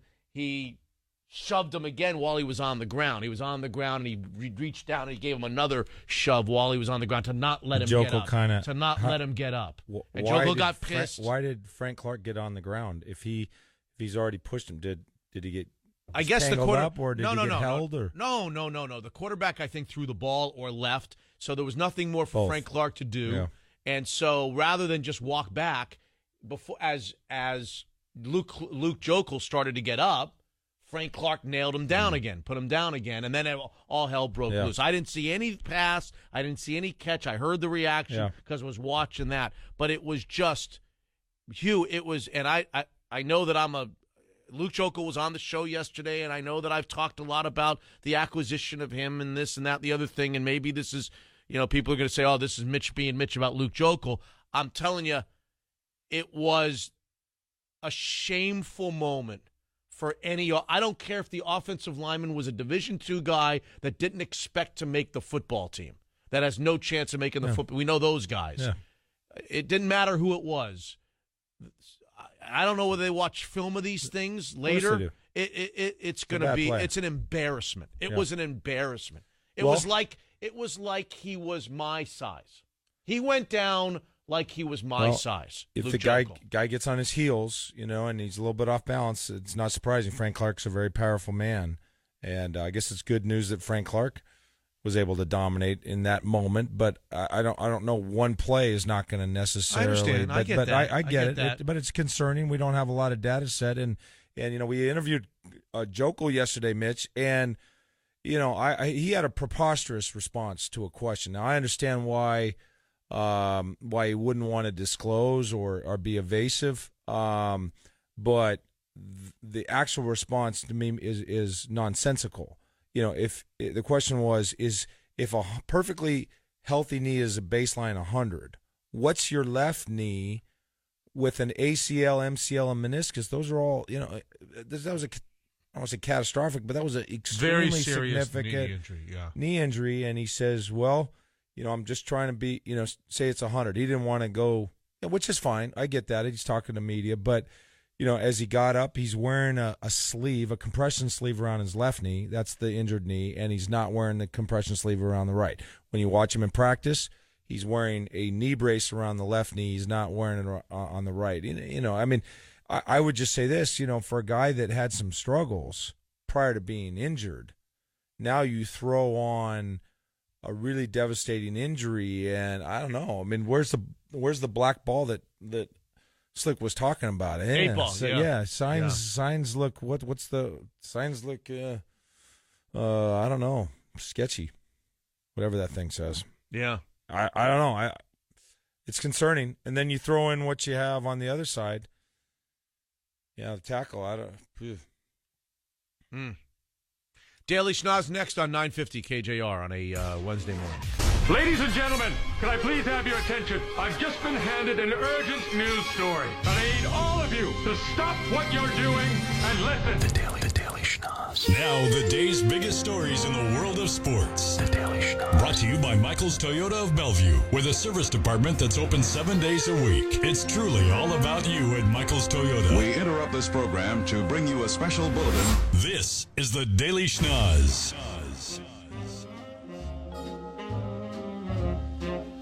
728 on 950 KJR. We're going to take your text in our next segment. It's a Dear You segment. Dear Hugh, ... at 49451. Hugh Millen, obviously our guest. We don't get him all the time, so that he's here. Let's make the texting, the Heritage Distilling text line, a Dear Hugh text line. And you can ask him anything you'd like about the Seahawks, football, non-football, life, whatever it is that you'd like. Dear Hugh, ... It's 745 at 49451. Your Dear Hugh texts encouraged right now on 950 KJR. All right, where are we starting? We're starting in Houston. It might be an insane remark. It might be irresponsible, but as just a guy who likes athletes actually telling us how they feel, I enjoyed the comment from Dallas Keuchel, who questioned his front office for not making enough trades, not being as active enough at the trading deadline. You don't hear players do this very often, Rob. What's been the reaction in Houston of Dallas Keuchel? Yeah, it's been pretty much he's echoing what everybody around here feels. I mean, as the deadline passed, you saw them trade for Liriano closer to around lunchtime, and then you looked at Liriano's stats and realized that this guy was just going to be working out of the bullpen and really wasn't the same guy that we'd seen in recent years. But the rumor around here was that they were going to make a run at Zach Britton. And they could certainly use a closer. Anybody could use a closer like that. They could use a starter or they could use a closer. But the disappointment is they seem light years better than everybody. I mean, they got a 16-game lead in the West. And, yeah, maybe the Yankees could make a run. Maybe the Red Sox or Cleveland could get hot. But the Astros have been the superior team in this league all year. Right. And it's not like they're constantly making runs for the World Series. So this just felt like a really big lost opportunity. And when you look at the prospects that they have, it's just hard for me to imagine they couldn't put something together that the Orioles would have wanted. Okay, so there's two parts to this, right? There's the question of whether you guys are right, you and him and everybody else who are saying that the Astros should have been more active. There's the other part to this, which is the star pitcher speaking out publicly when his team is 32 games over 500 about his front office. And that brings a lot of layers. Should he be doing this? Should he be contrarian when they're doing so well? What if he is saying, hey, we should have brought in pitchers? What is he saying about his teammates? How are his teammates going to feel, the ones that he would presumably replace in the rotation or replace in the bullpen? How do they feel about Dallas Keuchel saying these things? What about that angle to this, a star player really speaking out against his team? Yeah, that's an interesting observation, and you're right. My impression is that I didn't feel like he ruffled many feathers. He might have in the front office, but I don't think amongst the teammates, because I think they all have been there all year. They've seen what the team's capable of doing. They've seen how well they can play when they're healthy. And I don't think they looked at it like, oh, well, he's looking, maybe he thinks I'm the weak link and I could be one of the guys traded. If it's prospects, and in all likelihood it was going to be prospects, heck, these players don't even know who these guys are in the first place. So I don't think that would have been a problem. I think Keuchel is one of the leaders on that team. He's 29 years old. He's won a Cy Young. I think he's one of the leaders in that clubhouse, and he's got some carte blanche when it comes to speaking his mind. Okay. And again, what I'm talking about aren't necessarily the prospects that they would trade, but when Dallas Keuchel says, Rob, we don't have the rotation or we don't have the pitching staff to go deep into the playoffs, that's an honest comment, appreciated by the media, but, maybe not so much appreciated by the guys that make up that rotation or that are in that bullpen, to find out that Dallas Keuchel doesn't like me and he's willing to speak out publicly against me and my guys. Right. Yes, I mean, I think there's an element to that, for sure. I don't think it's the overwhelming element. Okay. I think there's 25 guys in there who think that they have a great chance to get to the World Series, and with a little help here, a little help there, they might be able to get that. I don't think that is the overwhelming element to the whole thing. But what you're saying is accurate, and I'm sure it does offend it. To some degree, it does offend some of them. Do you think that they're still the favorite to go to the World Series out of the American League? I do. I mean, just watching them all year, and a lot of this is because the American League just hasn't been great. Now, the Yankees made some moves, and we'll see how they close out the season. Boston and Cleveland, I wouldn't be as concerned about. They just seem like a competitive team. They don't seem like a team that's going to beat the Astros. The Astros right now have got to get Carlos Correa back. They've got to get George Springer back. Lance McCullers is a problem, and this kid, when he's on the mound, has electric stuff, but he is hurt a lot, and he's hurt again. Keuchel is just coming back from an injury. If they can get their team back and get back to where they were, I absolutely think this is the best team in the American League. All right, Rob Costa in Houston, Yahoo Sports. Thank you, Rob. Appreciate it very much. Dallas Keuchel, the ace of the Astros staff, very critical in media remarks about his organization, the same organization that put together a roster that is 32 games over 500. Keuchel, I guess, echoing the sentiment of fans throughout the Houston area, saying we should have been more active at the deadline and brought in some reinforcements to help us win a world championship this year. Story 1 on the Daily Schnoz. Give me 30 seconds for story 2. All right. If I told you that the Boston Red Sox and Cleveland Indians, Slickhawk, played a 12-10 game yesterday, Yes. Is that right? And I didn't tell you anything about the game and asked you to predict any one thing, the first thing that you would say is Rob Bradford, one thing we know for sure is Chris Sale did not pitch. We know that for sure, which would be categorically incorrect because he started the game, a 12-10 game that they ended up winning like 4 hours later. How do you explain that? 7 runs in like 5 innings, something like that, Rob? Yeah, you have the first inning, you gave up 3 runs, which is the entire total of runs he's given up in, I think, 21 first innings all year. So, and here's number 2, I would say. Number 2 is Craig Kimbrell also pitched the game and blew a save. Yeah. I mean, you basically have the 2 guys on that team who have been carrying the team. They'd probably be a 500. No, not probably. They'd probably be below a 500 team if they didn't have these 2 guys. And these were the 2 worst guys for him last night. Yeah. And they were no good on the same night. What are the chances? I went to see Chris Sale out here in Seattle when he pitched. I guess that would have been his last time out on an afternoon day at Safeco Field. He gave up, 7 runs over 5 innings last night. I was convinced on that day that they could pitch him 47 innings, and he wouldn't give up 7 runs to the Seattle Mariners. He just didn't have it yesterday. I guess that's just what happened with pitchers every once in a while. They're not going to have it out there. Well, and here's the subtle thing, and we don't know how much to make of this, but Chris Sale never shakes off his catcher. It's a bizarre thing. I don't know if any pitcher does this to the extreme of Chris Sale. He just gets the sign and he throws whatever pitch is given him. And all year long, that has been with one catcher, Sandy Leon. Last night, because Sandy Leon was hurt, he had a different catcher. And you could kind of tell it was a little uneasy. So you're right. I mean, you look at Sale like you did Seattle or anywhere else, and you're like, this couldn't possibly happen. And yet, there you have it last night. Red Sox win a game late, 12-10. Chris Sale gets beaten up a little bit. Craig Kimbrell gets beaten up a little bit. The Red Sox 10 games over 500, trying to fight off the Yankees in the American League East. If you had to bet the eyeballs of your firstborn on Yankees or Red Sox win the American League East, which would you say? Well, if I hadn't already bet the eyeballs of my firstborn, let's say I bet the eyeballs of my secondborn. Okay. And I would say that the Red Sox, if they get any hitting from the guys who are supposed to hit, they will win the division. I think that's you can get Sonny Gray and you can get the other guys they got. The Red Sox still have the best starting pitching, and if they get any kind of hitting from Mookie Betts and Jackie Bradley and Hanley Ramirez and these guys who are supposed to be hitting, then I think they win the division. I don't remember allowing you an if when I asked you the question.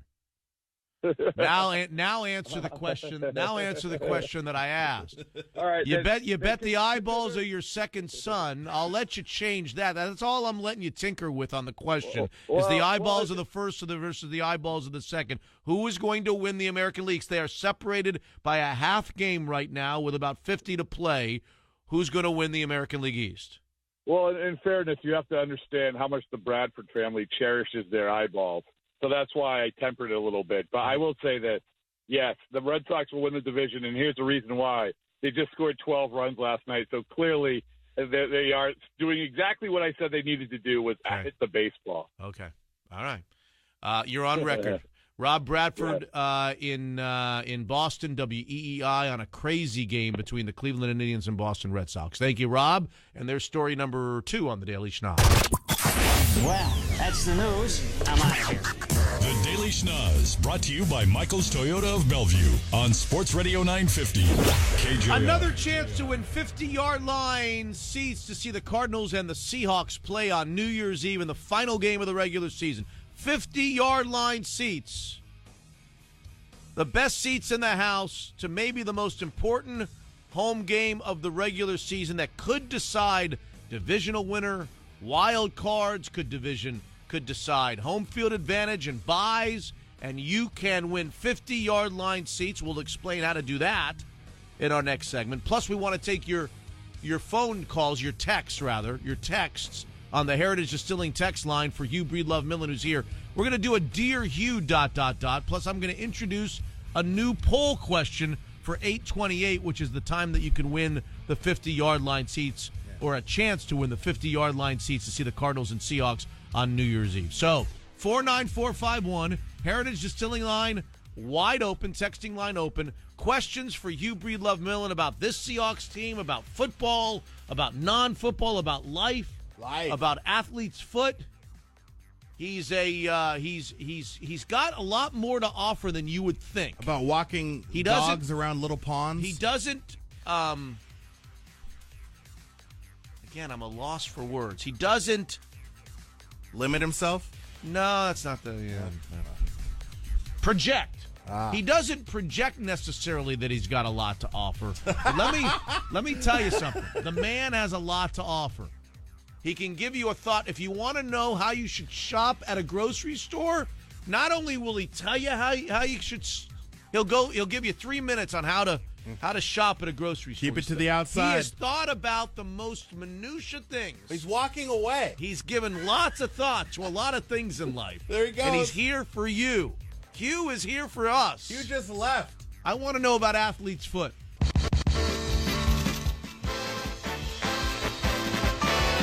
Letters, oh, we get letters. We get your letters every day. Mailman, mailman, mail today. Reach right in and pull one out. Those letters, I love those. All right, I don't feel like I have a grasp of what's going on today, Slickhawk, so maybe you can help me. Okay. Where are we here? Well, we're going to do some Dear Hughes. Hugh ... We're going to do some Dear Hughes from the Heritage Distilling text line. Yes. This segment. Yeah. Then Hugh's going to have something to say to us. Right. Which we have no idea what it's going to be in our next segment. We have no idea. Maybe it's something that's based on what he saw at practice yesterday. Maybe it's not. Maybe it's just a thought that he had driving into work today. Maybe it's a Seahawks related. We have no idea what Hugh is going to say to us in our next segment. Yeah.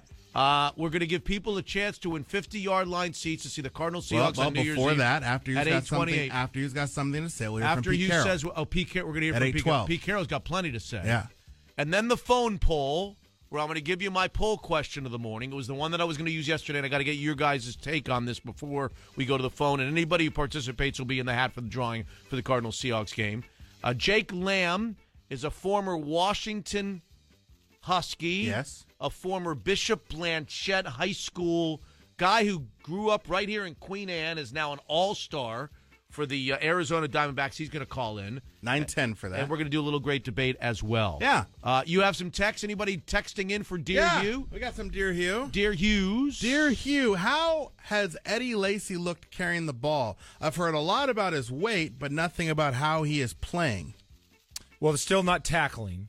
I think he looks lighter than he did at his worst in Green Bay, but heavier than he looked at his best in Green Bay or certainly Alabama. So I think that there's heading in the right direction. I still think there's more work to be done, but we still just haven't had an opportunity in practice to see how his style best alters a football game. And that's when they actually have to get his knee on the ground. So, well, I'm glad that the first text was about Eddie Lacy because that's a perfect segue. That's the poll question today. Okay. Level of optimism, scale from 1 to 5 on Eddie Lacy being a productive, durable, positive influence on the Seattle Seahawks this year based on his checkered past. Yeah. Checkered past from a football standpoint. Yeah. That's going to be the poll question at 8:28 that I'm going to ask you guys, not now. I'm going to ask you guys, and I'm going to ask people to call in for the 50-yard line seats to see the Cardinals-Seahawks game and just offer us opinion. Seahawks fans, what's your level of optimism on Eddie Lacy based on what you've known about him up until now and what you have found out about him in his way in so far this year? I think your poll is flawed. Okay, well, because it has an odd number and people are going to jump on 3. I would say put in an even number so you have to either 1 be to 10. slightly favorable or slightly 1 to 10. Huh? 1 to 10, okay? Yeah. Is it flawed now? Better. Okay, it's better. All right, Slickhawk, go. Dear Hugh, how do you feel about Shaq Griffin competing for the corner position Watching opposite closely Sherman, yesterday. or do you think Lane is better? Does Shaq Griffin have a weird body to you? No. Weird-looking No. body to you? Not at all. Okay. No, I think the dude can play. Oh, no. Yeah. I wasn't offering an opinion that I he like his body. Play. You do? Yeah. He's in fact his butt is real high. Yeah, got I was just gonna say butt is incredibly high. He was standing next to a guy his height and his looked like his ass was 6 inches above that. Yeah, That's a good thing. That's a good thing. Okay, Long I'm not arms, saying long it legs. just looks different. He looked different to me. Here's the Long-legged, thing. thin legs. Yeah. Very At thin Central legs. Florida, they threw 19 go routes against him. He completed 2, and he had 2 interceptions. He has this, and that's with bad technique, and he's getting much better coaching now. He's taken away the inside slants and things that he gave up. Yeah. And he has the fluidity to turn and run. We kind of alluded to it yesterday on our thoughts about how maybe Thorpe is just a little too thick. Can he be sudden? Can he really have that change of direction you need to have at a top flight corner that needs to be able to defend a go route? Because with the way Seattle plays, they don't put safety over the top. You got to defend everything from the line of scrimmage till infinity, the end zone. Okay. And so, You like I do. Okay. I think he can really go. Okay, good. I love to hear that. He's the most important guy on the team as far as I'm concerned. I think he's going to be a starter. Well, I think he's going to be the starter. What am I talking about? He will start more games. And I'm inclined to say he's just going to be a 16-game starter. Yeah. I'm going to back off of that, but I'll say this: he will start more games at right corner than any other Seattle Seahawks this season. That was a prediction from you. Oh gosh! Oh boy! All right. I wonder why my knee was twitching. Go ahead. Go ahead. Dear Hugh, It's the weather. Boykin versus Austin Davis. What do you think? Well, I certainly think they want Boykin to be the guy. He has more athleticism. I think that they bring in Austin Davis. Perhaps they felt like he could push more than Jake Heaps did. I thought Jake Heaps outplayed Boykin last year in training camp. When it comes down, and I think that was a sentiment held by many, including players out there.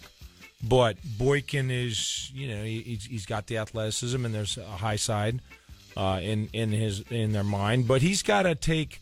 He's got to take the next step in terms of maturity. Even yesterday, he scrambles around, he throws back across his body into the end zone, and should have been picked off. And it could have been a pick 99, or a pick 102. Down by the goal line. And if that guy catches it in a real game, it's gone. How many? I want to ask you this: how many pick 99s happen in football where the team that had it still wins the game?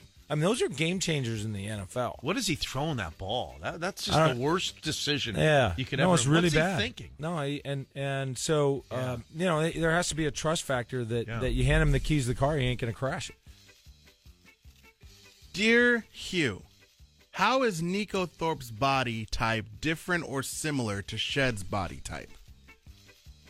A little taller. Who is? Thorpe's a little taller, but I think there's some similarities. Shed was a converted safety as well, so that's they had Pinkins, the draft Eric. pick from San Diego State.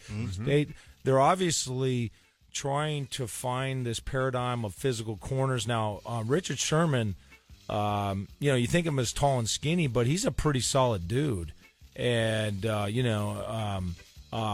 they need that from their guys. He's a good tackler. So answer your question, I think he's a little taller, but he looks even a little thicker through the knees. Mike he's Tyson big was boy. a safety in college that they talked about early in the proceedings to move into corner. We'll continue with Dear Hughes. If we have some more at 49451, you can text in your question for Hugh. He's got something to say to us, and we're going to be listening and asking questions in our next segment. Also, Pete Carroll's got plenty to say, and you get a chance for 50-yard line seats to see the Cardinals Seahawks on New Year's Eve in the final game of the regular season. 8 o'clock on 950 KJR. Hugh Breedlove Millen is in. Hugh's got something to say. We're going to find out what's on Hugh's mind. We're curious. And what he feels much better about us saying on the air is we're more curious to what he's got on his mind than he is excited to share it with us. Okay? But he's got something on his mind, and he's going to get it off his chest here in a second, whether it's good, bad, or otherwise. Let me give you a quick check of the headlines this morning. First time in pads yesterday. Cam Chancellor finalizes the deal. 3 years, $36 million, $25 guaranteed. Interesting that on the same day that we're talking a lot about a 3-year, $36 million extension in the NFL, a guy who's got a $240 million contract in baseball has a couple of 2-3 RBIs and a couple of doubles to help the Mariners win. The difference in salary structure amongst great players in those two sports is absolutely, I think, a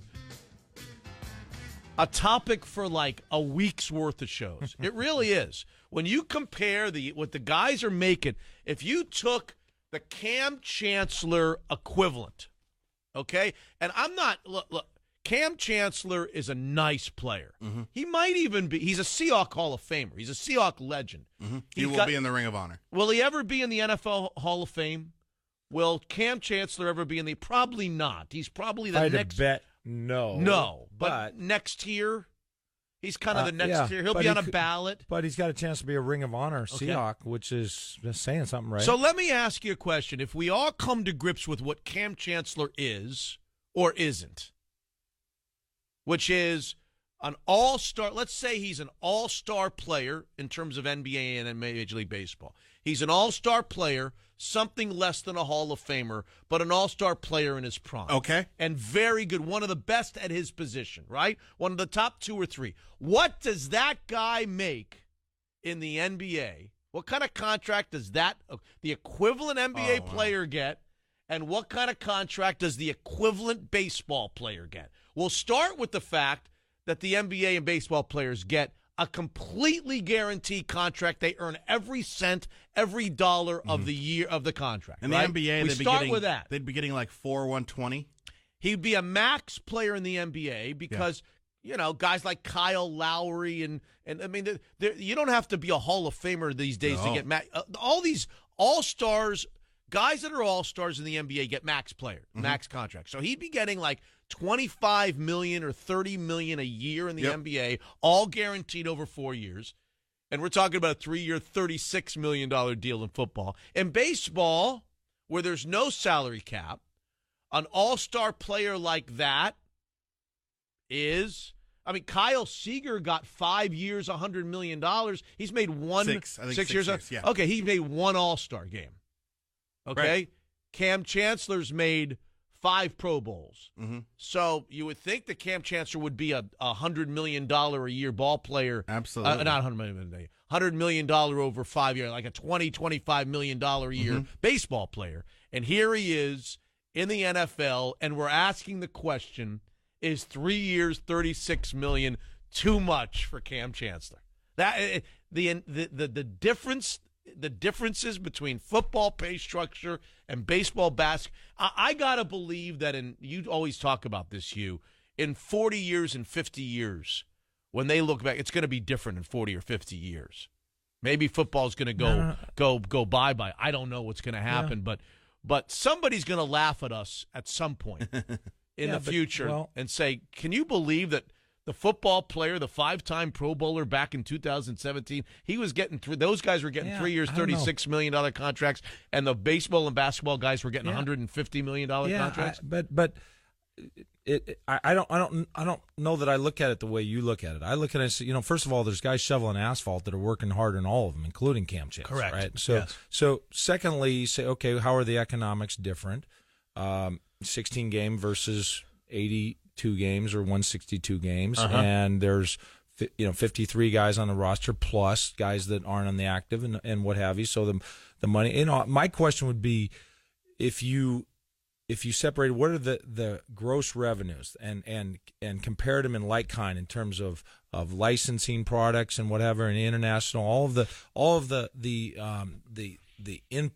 influx, and compare as a percentage, are the players on the aggregate getting the same percentage? And then of course you got more players to pay in the NFL. If that would be where I might be outraged. If you somehow said that the NBA players are on an aggregate are getting 64% or 68% of the revenues, and the football players are getting 53%, then I would probably meet you. But just to take the numbers in raw without the context, I'm not going to jump at that. Okay, that's fine.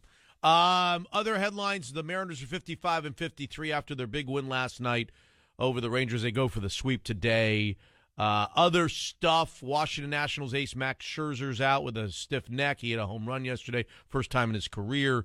Don James will there'll be a statue of the legendary Washington coach Don James unveiled at Husky Stadium over homecoming weekend in October against UCLA. Steph Curry's teeing it up with the pros starting tomorrow on the web.com tour. We're going to give you a chance to win 50-yard line seats to see the Cardinals Seahawks on New Year's Eve. We're having a drawing. We're including those in the drawing that are willing to participate in our next segment. 28 minutes past the hour, we're going to ask a poll question. I can tell you what the poll question is now. Don't call yet. We want to take your phone calls. We want to get these guys' opinions. Essentially, I'm asking the Eddie Lacy question. I think it's one of the more interesting questions that face this team as they are now in the midst of training camp, and that is, what is Eddie Lacy going to give them?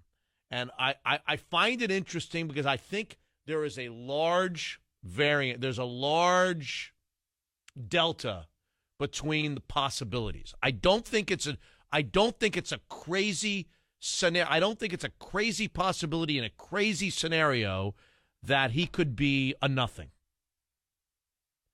And I don't think it's outlandish to think he could resurrect his career and be a 1,000-yard, 1,200-yard rusher that scores a lot of touchdowns for the Seahawks. So because of that, because I don't find either one of those two extremes that much out of the realm of possibility, I find the question interesting, which is, are you optimistic? What's your level of optimism that Eddie Lacy is going to be and for lack of a better set of words, kind of a productive, I'm not going to put numbers on it, just a durable, positive, productive Seahawk running back? What's your level of optimism? That's the question I'm going to ask in our next segment of you, Slick Hawk, and our listeners, and anybody who participates on the phone lines will go into the drawing for the 50-yard line seats. But now, I want to know. Slick Hawk wants to know. You got a lot going on in that noggin. You should have heard what he was talking about during the break. I mean, it was heavy. Yeah, I learned. It was enlightening, but it was like, this guy's got too much spare time on his hands to be thinking about some of that stuff that you were talking about during the break. I know. Yeah. I ain't never going away, fools. He was talking about, can you give a 15-second summary of what you were talking about during the break? I think it's more likely we'll conquer the fountain of youth and have cells be able to generate themselves so that we don't die unless we sustain an accident than we will have extraterrestrial space travel. Okay, now he says that, and people are driving around going, wow, okay. But when he that goes was in response to a question from you. Right. But when he goes through, so somebody could have a random thought about that. That doesn't take, somebody might say in a car, that doesn't take a long time to come to arrive at that conclusion. A lot of people could arrive at that. But when he then discusses it with you, you can tell that Hugh has put a lot of thought in this. This is not just some sort of fleeting thought that you just had like driving in today. You've thought about this. This is something that you've thought about, right? Whether or not mankind and their scientific endeavors could ever have,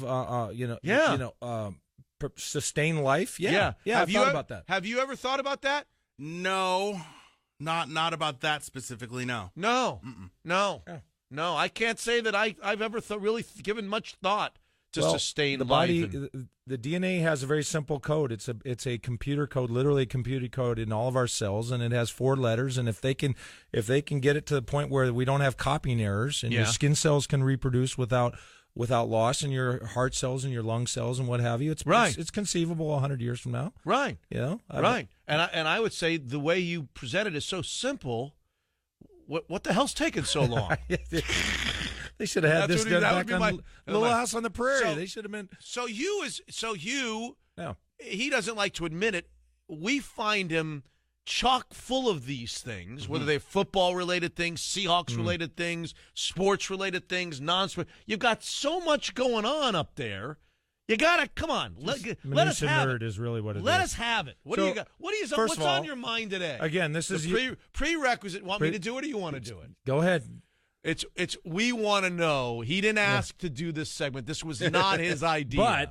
But we want to know. The music was my idea, and keep was? that coming. Oh yeah, I'm a Roosevelt Teddy from late '70s, man. Led Zeppelin is my wheelhouse. I think a good open for this, and this is maybe behind the scenes stuff that I'm bringing on the air. Yeah. I think a good open. You were thinking about an open for this because you didn't know what we were going to call it and so forth. And I want to call it. Hugh's got something to say. I think a good open would just be little quick snibs of all these over the years of different kind of crazy not crazy, but random things that he comes up with. What football, non-football, this, life, sustained there's youth, an all open. This stuff. Boom, boom, boom, boom. I'd like to hear like little 6 seconds of Hugh Millen. It's just give me a sense. Can we just get on with this? Yes. Here, what do you got? Okay. What's on your mind today? So, in the general sense, I also want to give a disclaimer that in the big picture, I love where the Seahawks are in terms of their talent. I was talking to I like this Peter disclaimer. King yesterday, and I just said these guys have got to have the best talent on defense in the National Football League, right? And on the aggregate, they've got to be in the top 2 or 3. So I want to paint myself as generally very bullish about the Seahawks. Still love the team, and I love the disposition. But you got something to say, Hugh. Go ahead. This offensive line thing, and particularly the right tackle, Jermaine Ifedi. Okay. Yeah. I got a feeling now. Chuck Powell has kind of. He's looking more and more right in my eyes. Who's Chuck Powell? All the passing time. Our boy Chuck. Okay. You know what? And poor Chuck, he just comes in from out of town. He tries to employ his reasoning and he say, you know what? I'm a little skeptical for the following reasons about Jermaine Ifedi, and then he's getting carved up. So at any rate, I would just say in watching him, Chuck Powell has been more right than wrong over the last couple of days. Just watching them move out to right tackle. A couple things we've discussed it, but just to update. Remember, a year ago, if you take the starting salaries of offensive line, the Seahawks devoted 2.74% of their cap to the offensive line. That was dead last. The next closest was 3.46. All right, so 2.7 to 3.5. To put that in perspective, the high was 17.8%. The median was 9.3. So here they are, far less than a third of the median. And the 10th highest was at 11.4%. And again, Seattle at 2.7% of their cap devoted to the offensive line. And so now when the other places don't have Tom Cable. Well, here's one of the things that I find myself. So I'm trying to say, okay, what can I offer in this discussion? This has all been laid out. Tom Cable has a method. There's some offensive line coaches. So for example, Howard Mudd was the offensive line coach for the Indianapolis Colts. He's coached here at the Seahawks before. He was the offensive line coach for all of Peyton Manning's career at Indianapolis, and the Colts had by far the fewest sacks every year. I mean, over that time. Now, you could say it has to do with Peyton Manning. Of course, it has to do with Peyton Manning. But it has something to do with the plan and the performance of the. I mean, guys like Jeff Saturday, a free agent, sure. who Sure. So Howard Mudd has a philosophy that the tackles. He wants to what they call jump set. He wants to get on a defensive lineman at the line of scrimmage. Don't have a kick step. Don't retreat.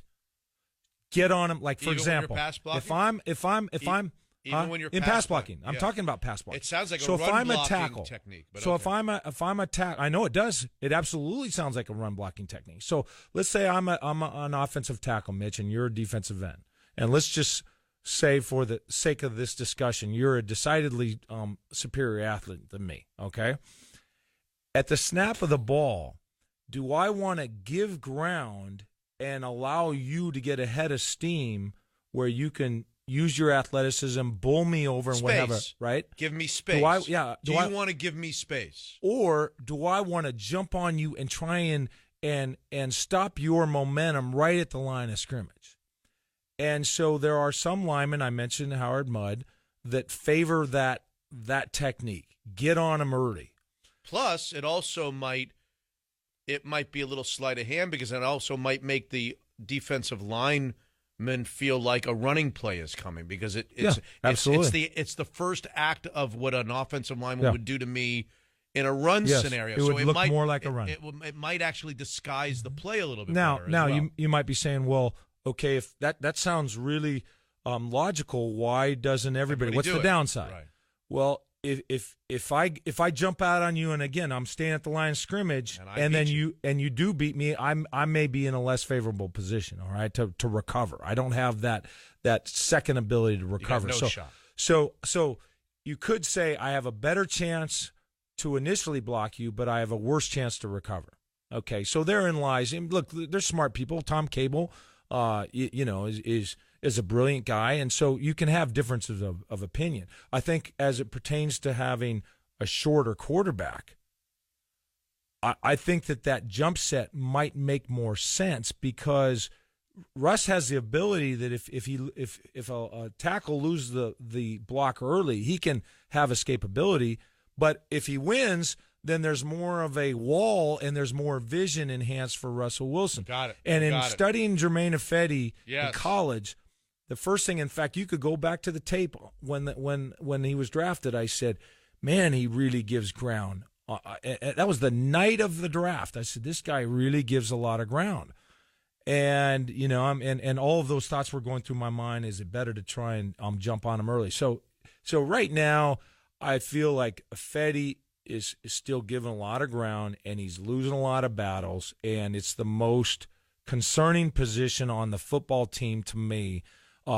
There are some technique things that we've been discussing here that might help the process. I don't expect that to change. Guys are philosophically married to what they do, but the end game, I think, for me and you is just, hey, I just want the job to get done. when the guys build the platform for the Rolling Stones to give a concert or Led Zeppelin, I want to see Robert Plant and Jimmy Page. I don't give a damn how you do. Just don't let the damn foundation collapse. When we go to Seahawks, we want to see Russell Wilson throwing to Doug Baldwin and making plays and what have you and blocking for our guys. And however they get it done, just get it done. And I'm worried that the foundation is really, again, going to be and this is immensely troubling for the Seahawks. This Hughes got something to say is not about, at least for today, is not about the offensive line. It's about Jermaine Ifedi. What's on your mind today is Jermaine Ifedi. You are severely, severely concerned that Jermaine Ifedi cannot get it done at right tackle, and it's the most concerning part of the football team. And 2 days into camp, and somebody in their car or at their office right now is yelling more than George Fant and Luke Jokel over on. You got. It's not like you got Walter Jones on the other side where Hughes not concerned about that. You're actually more concerned with the right tackle than you are with the left tackle. Well, I am, and the right tackle for a right-handed quarterback, when that guy's getting beat and again giving all that ground and pushing back into your face, and then exacerbated by a shorter quarterback, that's troubling in terms of just being able to carry out your reads. A lot of times, if your left tackle gets beat, if you throw the ball and you get whacked, ignorance is bliss. You didn't even know there was all this turmoil behind it. Right. As long as you're not getting carted off. What you don't know can't hurt you. Yeah. So, every quarterback has experienced that. It's like you throw the ball, whack, you're thumped on, you pull yourself on the ground, and usually it doesn't hurt. You got adrenaline, and you're a stationary target. It's not like running back where you have the forces directed at one another, but a stationary quarterback, you throw it, you get hit. It usually doesn't hurt, and you get hit from behind. So the left tackle, and by the way, Russell Wilson is probably the most elusive quarterback in the NFL. So I think right ends coming at his blind side have to be a little bit more cautious in terms of the lanes. Spin. Yeah, they can't spin inside because Russell will break contain, and because he's more athletic, I think a prudent right end is going to have that in mind. So maybe he doesn't attack with quite the same fervor. But getting back to the point, I mentioned the issue about the salary cap. That was more kind of an update. And by the way, the projected starters, now there's some speculation there, but the projected starters for all 32 teams, Seattle again this year going to be dead last in terms of percentage of this salary cap allocated to the offensive line.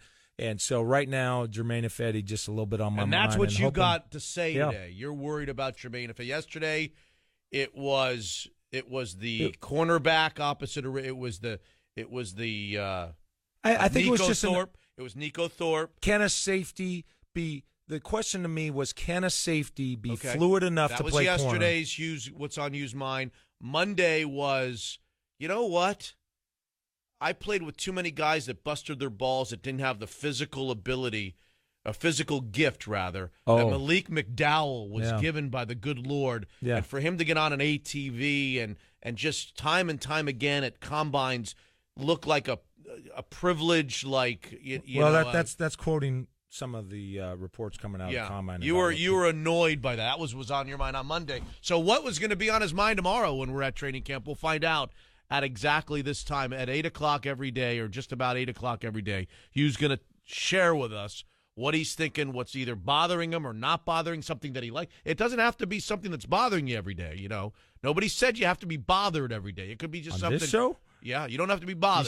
You sure? You don't have to be bothered. It could be just like, oh my God, this guy is so damn good, and we don't. I wasn't bothered yesterday. Okay, all right. I'm just saying. Yeah, but you were bothered by Malik McDowell on day one as well. Yes, I was. Yes, I was. All right. All right. So my next question to you guys and the listeners who want to win 50-yard line seats to see the Cardinals Seahawks on New Year's Eve is. And by the way, to interrupt you, sorry, Mitch, I'm bad radio right now, but as far as Thorpe, I also said I am 180 degrees from bothered about Shaq Griffin. Yes. And but that wasn't part of yesterday. You didn't give me that yesterday. Well, I know we ran out of town. I said I wanted to talk about corners. I was talking about Byron Murphy, how I love Byron Murphy. Yes. And I didn't even get a chance to talk about Jordan Miller, who's jumping 40 inches and a 40-inch. Okay. And how the secondary at the Huskies, everybody assumes that.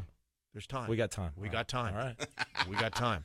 So here's what I want to know. Level of optimism about Eddie Lacy from Hugh, from Slick Hawk, and from Seahawks fans.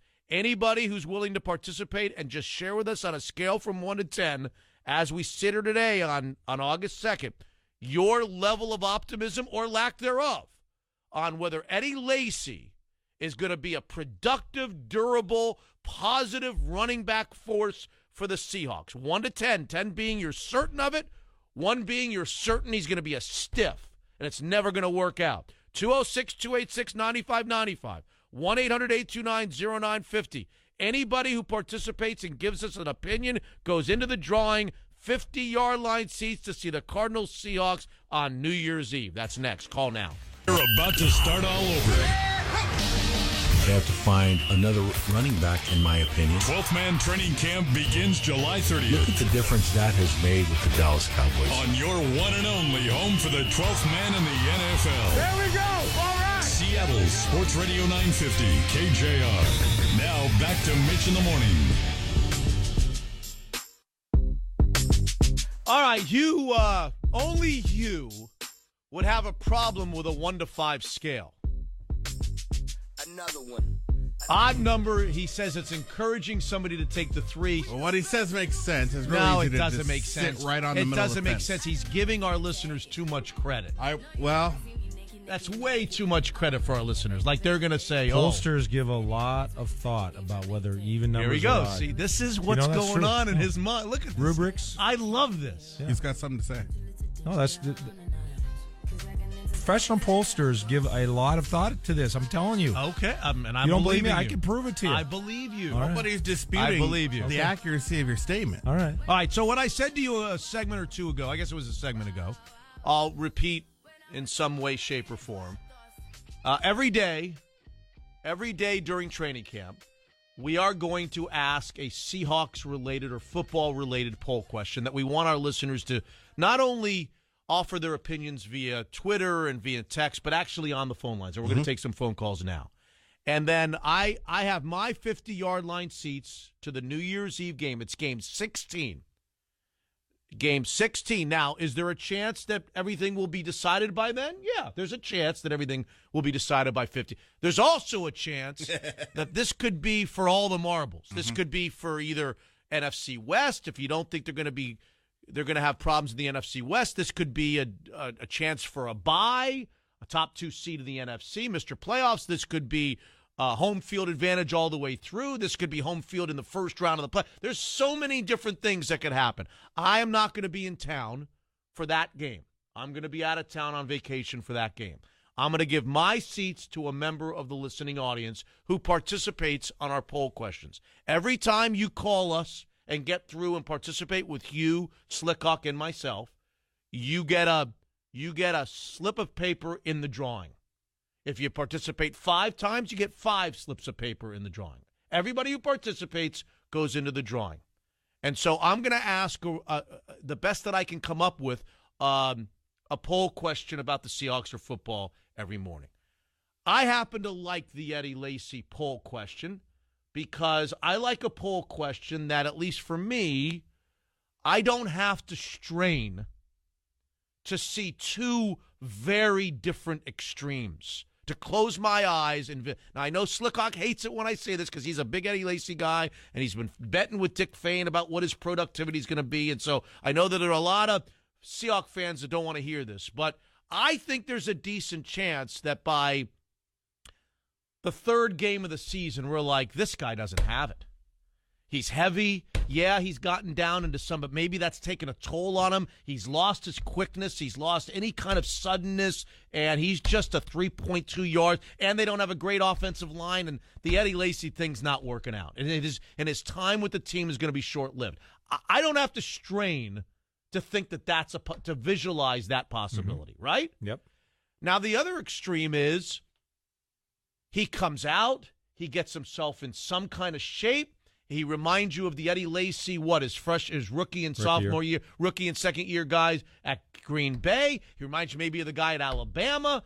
He resurrects the running game. He's a big guy who takes his toll on defenders maybe a little later. And all of a sudden, we got ourselves a 4.5, 4 points. Last year, he points out that before he got hurt, he was averaging 5.1 yards a carry. So could he be a 12 to 15 carry guy who is the workhorse and has a 1,000-yard season and is a Pro Bowl-ish type of player? I don't have to strain very hard to see that. Mm-hmm. And then there's all that football field in between those two extremes, right?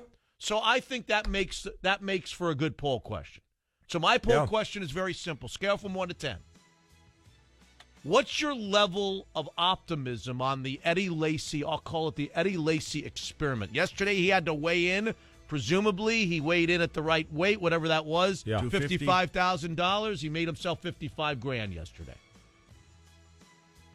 Is he doing something to his body to get to these numbers? Is he hurting himself? Is he going to be productive? What's your level of optimism on August 2nd for the Eddie Lacy experiment? 10 being it's a certainty that he's going to be a real solid member of the Seahawks. And this is the beginning of something good. And 1 being it's a certainty that this is gonna be a disaster, and he's gonna come and go in he's gonna be fleeting. It's gonna be a fleeting Seattle Seahawks career. Yeah, one just anecdote about it. I think it relates to what you're talking about. It's not significant, but in practice, when he gets a carry, he is taking the carry beyond the minimum, beyond the customary. I didn't want to say beyond the customary because a lot of backs do that, but not every back does. They keep running. For example, let's say that the ball's on the 42-yard line going in. Yeah. Eddie Lacy gets a carry. Nobody's tackling anybody, but whistles are blowing. Everybody's kind of there. The assumption that let's call it a 5-yard gain. There was enough defenders there that you'd say that would have been a 5-yard gain, 2nd and 5. Right. What Lacy is doing is he's running all the way to the end zone. Yes, he is. And we've seen others do that. Yeah. Oh, we've seen thousands of NFL players, receivers, running backs do that with the football, but not all of them do that. And a guy who's gassed out, who just is like he's going to be the first guy not to do that. Yeah. This is everything I can do to just get through practice. He ain't sprinting to the goal line. Okay. Now he's not beating John Ross to the goal line. To get there, but you know what? He's pushing himself, and so I view that as a good sign. As a good sign, absolutely. Okay, so absolutely. Yeah. Number? My number 6. My number 6. And why did you choose 6? You didn't just you don't randomly do anything. Well, you gave it some because thought. I'm very much. I think you described accurately exactly how two reasonable people could differ. I couldn't state it any better than you did. So you're a lean towards optimistic. I want to lean towards optimism, but I think you described the situation. Can I predict what Slick Hawk's going to predict? Can I predict what you're going to predict? I know that's going to be one of 2 numbers. It ain't going to be a 10 because he wouldn't do that. So I'm going to go 8 or 9. Well, my number's a little higher than Hugh's. For a lot of the points you already made. Yeah. The fact that just a couple of years ago he was over 1,000 yards. Yeah. Last year he was rushing for 5 yards a carry before he got hurt. Yes. But injury is a concern. Weight isn't a concern with me. And I think so much is being made of his weight. And he gets the jokes and the poking and the prodding and the comments and everything. Okay. He's a running back who plays heavy. And he's been doing it for the last couple of years, and it's been fine. Does it lead to more injury concerns? That's the only thing for me. So my optimism level is a 7, but it's only a 7 because of injury concern, not because of worrying about his productivity. Concerns. If he plays 16 games and he's healthy, I have every confidence that he's going to have a very productive season as a running back for the Seattle Seahawks. Okay. Injury concerns on the basis of what? He's been hurt the last couple of years. He's been hurt the last couple of years. He does weigh more than most players who play that position, which could lead to more injuries. More weight on ankles, more weight on knees, more weight on hips. But when the Seahawks were looking at veteran running backs, I wanted Eddie Lacy because he's the youngest of them and the most productive out of all of them in the last couple of years. Who's got a pen? You got a pen? Let's write down the numbers that people give us. Jared, go ahead first. Go. I was a 3, and then I laid my eyes on him at practice yesterday, and I bumped it to a 6. Okay. Wow. Slightly on the good side of optimistic, right? Yes, All sir. right. Okay. Colin in Tacoma. Yeah, I went with a 6 as well. I 6. didn't realize that was the magic number today. It's the magic number today. Slightly optimistic. Pat in Tumwater. I went with a 6 as well. Cautiously optimistic. Cautiously optimistic. You know what this means to me? What? If you get into my mind, you know exactly what I'm thinking. Omari Spanaway. Yeah, I'm going to go with the 8. That's not an 8 that he's going to be Marshawn Lynch, but an 8 that he's going to combine with Thomas Rawls and Prosite to get the job done at that running back position. Okay, that's fair enough. Paul and Kent. Hey, I think he's going to get those 4.5 yards per carry. He's going to give us what we were missing last year and get those first downs for us. So I'm giving him a 6. Why wouldn't you give him more than a 6? You seem much more certain that he's going to be a constructive member of the Seahawks. Why wouldn't you give him a 7 or 8 or 9? Because it's your level of optimism. I don't think he's going to break off those big runs that we're severely missing. You know, I don't think he's going to give us those beast mode runs of 40 yards. I think he's going to get 4 yards here, 5 yards here, 4 yards here. So, okay. All right. David and Puyallup, you're up. I'm giving him a 7. 7. You're giving yourself a 7, not him a 7. You're giving yourself a 7. That's your level of optimism. So you think this is going to work out, David? I think he's making all the right noises. I'm not worried about the way he came in, he made those weights, but because he made those weights, he's making the effort, he's showing that effort. I'm optimistic. Okay, very good. Let's get Charles in here. Charlie. A 9. A 9. You really feel like that this is going to work out. This is going to be a good thing for the Seahawks. Oh, he's going to kick it. I think with a healthy Russell Wilson, that'll open up the whole running game for everybody. Okay, so I'm hearing a lot of optimism among Seahawks fans about Eddie Lacy. Ernesto in Seattle. Mitch, a strong 2 based on 2 curses that have been undefeated. The Alabama running back curse and the beast mode goal line curse. What's the Alabama running back curse? They're always underperform. They always. Did Sean Alexander underperform? One was an MVP here in Seattle. No, I'm talking about modern day. Oh, modern. We're old. Okay. Sean Alexander's old. Modern. Okay, modern. Richardson, A 2. Chris and Sumner. Let's get a few more in here, and we'll just zip through them. Are you keeping track and putting everybody in the hat for the season? Okay. Chris and Sumner, what's your number? I got a 4.5. Dustin, what's your number? 5. Dwayne, what's your number? 7. Strong 7. Scott in Woodinville, what's your number? 6. And Pete in Edmonds, what's your number? Sorry, Pete. What the heck? Pete, what's your number? 6.5. Okay. We'll add them up and do a little average. You know Am how I counting Hughes and myself? Yes, and mine. What about Mitch's? And mine. What's yours? Oh, I got to give one. Yeah. I'm a 4. Okay. I'm a 4. Boo. I'm torn. Not a 5. You could have said Yeah. 5, which would have been as close to the meeting as you could, but slightly skeptical. All right, I'm a 5. Okay. I'm a 5. That's the case. Because I was kind of thinking 5 in the middle, but I know 5.5. Do the math. I'm okay. All right. I'm on the slightly pessimistic side of the median. Okay. Or middle. Median's not the middle. Middle. The middle. The fulcrum. Let's call it the fulcrum. In this case, it's both. Okay. But I'm a pessimistic guy, as you know. A passionate pessimist. Mm-hmm. And so what I would say is you got to grade these guys on a scale. All these 6s and 7s, I consider any Seahawks fan who calls with a 6, he's really a 5. And anybody who's a Seahawks fan that calls with a 7 is really a 6. Oh. Follow what I'm saying? Yeah. No. You got it. You don't follow that? No. Explain it to him. Well, You explain it to him. How am I going to explain this? I think it's inflated, automatically inflated. There's just a little extra frosting on it because of the hometown. I think you want. I think you want to rationalize it, right? Well, I was going to say, I think it's natural for a fan to want something to happen, and that will, on some level, cloud reasoning. Right. Well, are you ready for the average? Yeah. It's split right down the middle. No, it's not. Did I tell that story on the air, or did I tell you that story off the air? Yeah, The average is exactly 6. Exactly 6. Exactly. Not with a 6. fraction? No. You can't do math. Don't trust him. The total was 96, and there were 16 participants. Yeah. There it is. Yeah. Okay. Very good. Did you get everybody's name to put them in the hat? Yeah. Good. We'll continue. I think if we had done. Go ahead, say it. I think if we had done 1 through 5, I think 3 would have been the overwhelming. Oh. 1 to 5. Yeah.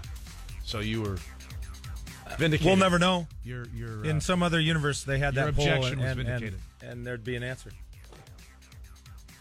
From the trip. I'm jealous. I'm overzealous. When I'm down, I get real down.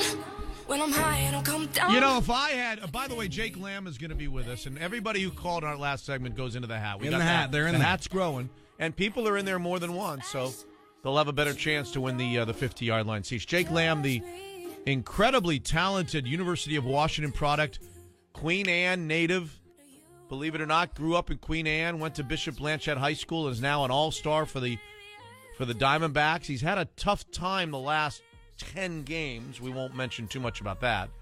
He's going to join us in the 9 o'clock hour. Great debates as well. I was saying to you during the break that if the segment, instead of being Hughes got something to say, was Mitch has got something to say, which doesn't have a very good ring to it because Mitch has got the whole show is what Mitch has got to. There's nothing special about what Mitch has got to say. I stood there at practice yesterday watching for a good chunk of time. Number 89 just go about his business. Dougie. Number 89 go about his business. And I had a lot of things going through my mind. I don't know that I can articulate it very well right here on the spur of the moment.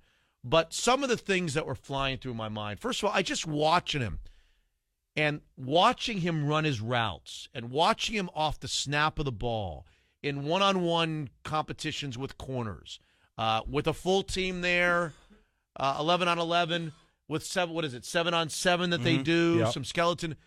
He was virtually uncoverable right off the ball. His quickness. I mean, I don't know that he's fast, but his quickness, his execution of those first 4 or 5 steps to where he's either going to run a slant or he's going to run a fade or he's going to go inside or go outside. I mean, it is mesmerizing to watch him do his thing and get open. And I was just thinking about it, about all the millions and millions of dollars that NFL puts in scouting and how incredibly advanced the idea of scouting players are and going into the college ranks and finding the right players and deciding who's going to be good and who's not going to be good. And here's a guy that nobody even wanted to give it. And I don't know. I was just thinking about him. I was watching him. He's just beautiful to watch. Mm-hmm. He is beautiful to watch, that quickness and that suddenness of that first step coming out of his break and what have you. And then I thought, and there's a guy that right now is at the pinnacle of his career. I mean, right now, he is at the top of whatever the Doug Baldwin Mountain is. I don't know how old he is. What's he, about 28, 27, Probably. 28? He's just right there at the top of the Doug Baldwin Mountain. I don't know. These are just random things 28. as I just watched him go about his business. Well, he had 60 receptions from the slot. He has 77.9% catch rate. Both of those are 4th in the NFL. He's a premier slot receiver, and he always had the quickness, of course, as a young man coming out of Stanford when he was 23. He was just as quick. You'd concede that point, but he has acquired that moxie of how to set guys up, and he kind of talked about that when he visited with us a couple days ago, and he has a patience where when a guy in the slot, they have what's called the overhang defender, the alley defender. Yes. And he's either going to be head up on you and really trying to deter your route, or he's going to be kind of inside shade and trying to defend the run as well and what have you. You have to have a. I got to stop you. Oh, because I want to hear what you have to say, but we're rushed. Oh, okay. You've got something to say? I want to hear what his reaction to what I had something to say about 89 and just how good of a receiver he's become and why nobody thought much of him. Just give a couple of football thoughts about him. I think we should talk about 89 because I'm telling you, go out there and just watch him. Mm-hmm. Just watch how he goes about his route running, and he doesn't waste any energy, by the way, and it's just beautiful. He's beautiful to watch to me. Beautiful to watch. We'll continue our conversation about him. Get Jake Lamb in here. I'm sure he's a Seahawks fan, being a Queen Anne guy. We could even get his thoughts on the Seahawks as training camp begins. He's an Arizona Diamondbacks all-star. Great debates as well on 950.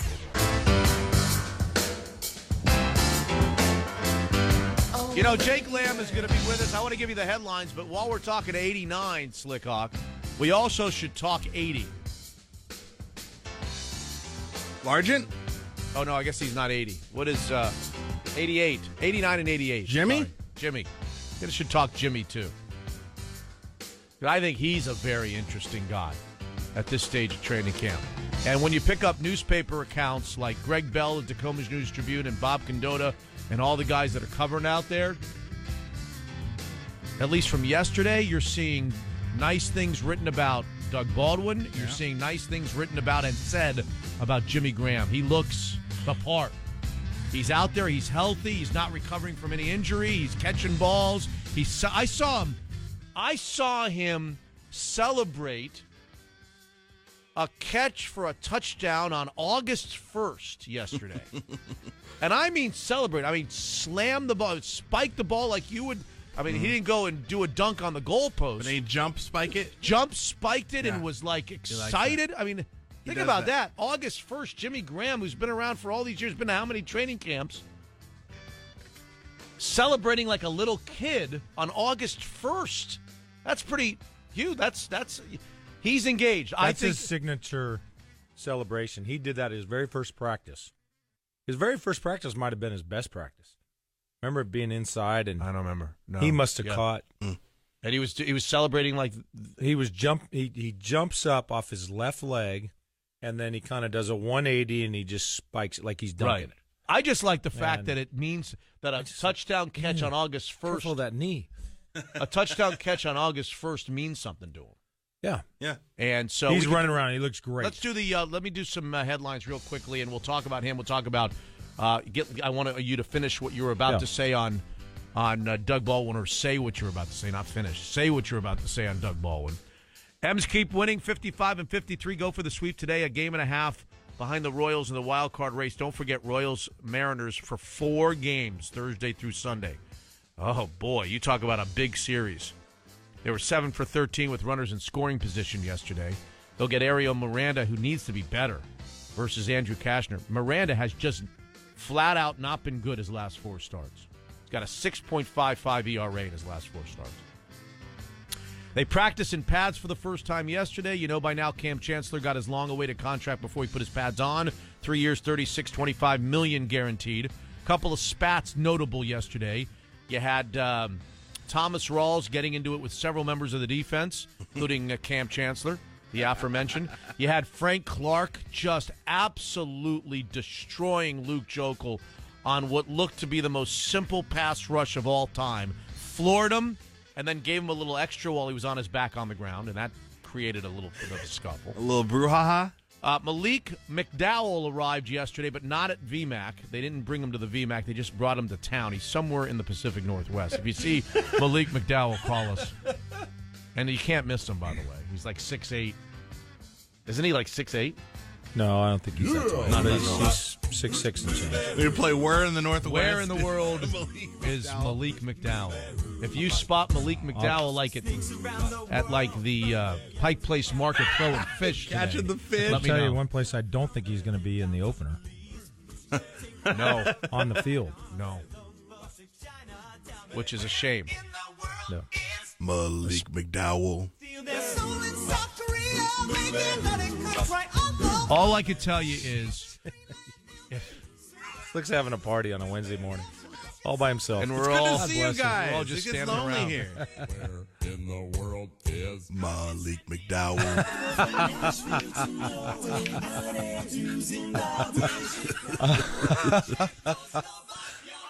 You want to know what's going to lead to an irate Mitch Levy? Oh, boy. What's that? What's going to lead? Here's the combination, and I don't know that either of these things are going to happen. Yeah.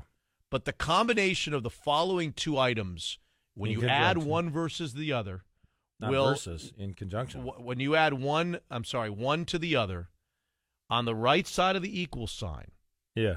picture me with steam coming out of my Yeah. ears. Okay. Yeah. These two items. Okay. Malik McDowell unavailable to them because of this ATV accident. Yes. Combined with poor play from the opposite corner of Richard Sherman right out of the gate, where they're getting torched over there, and we're losing games. The Seahawks are losing games because they still don't have an answer for the Deshaun Shedd injury. Yeah. Those two things combined, I might throw myself out the window because they are, to me, very much attached at the hip.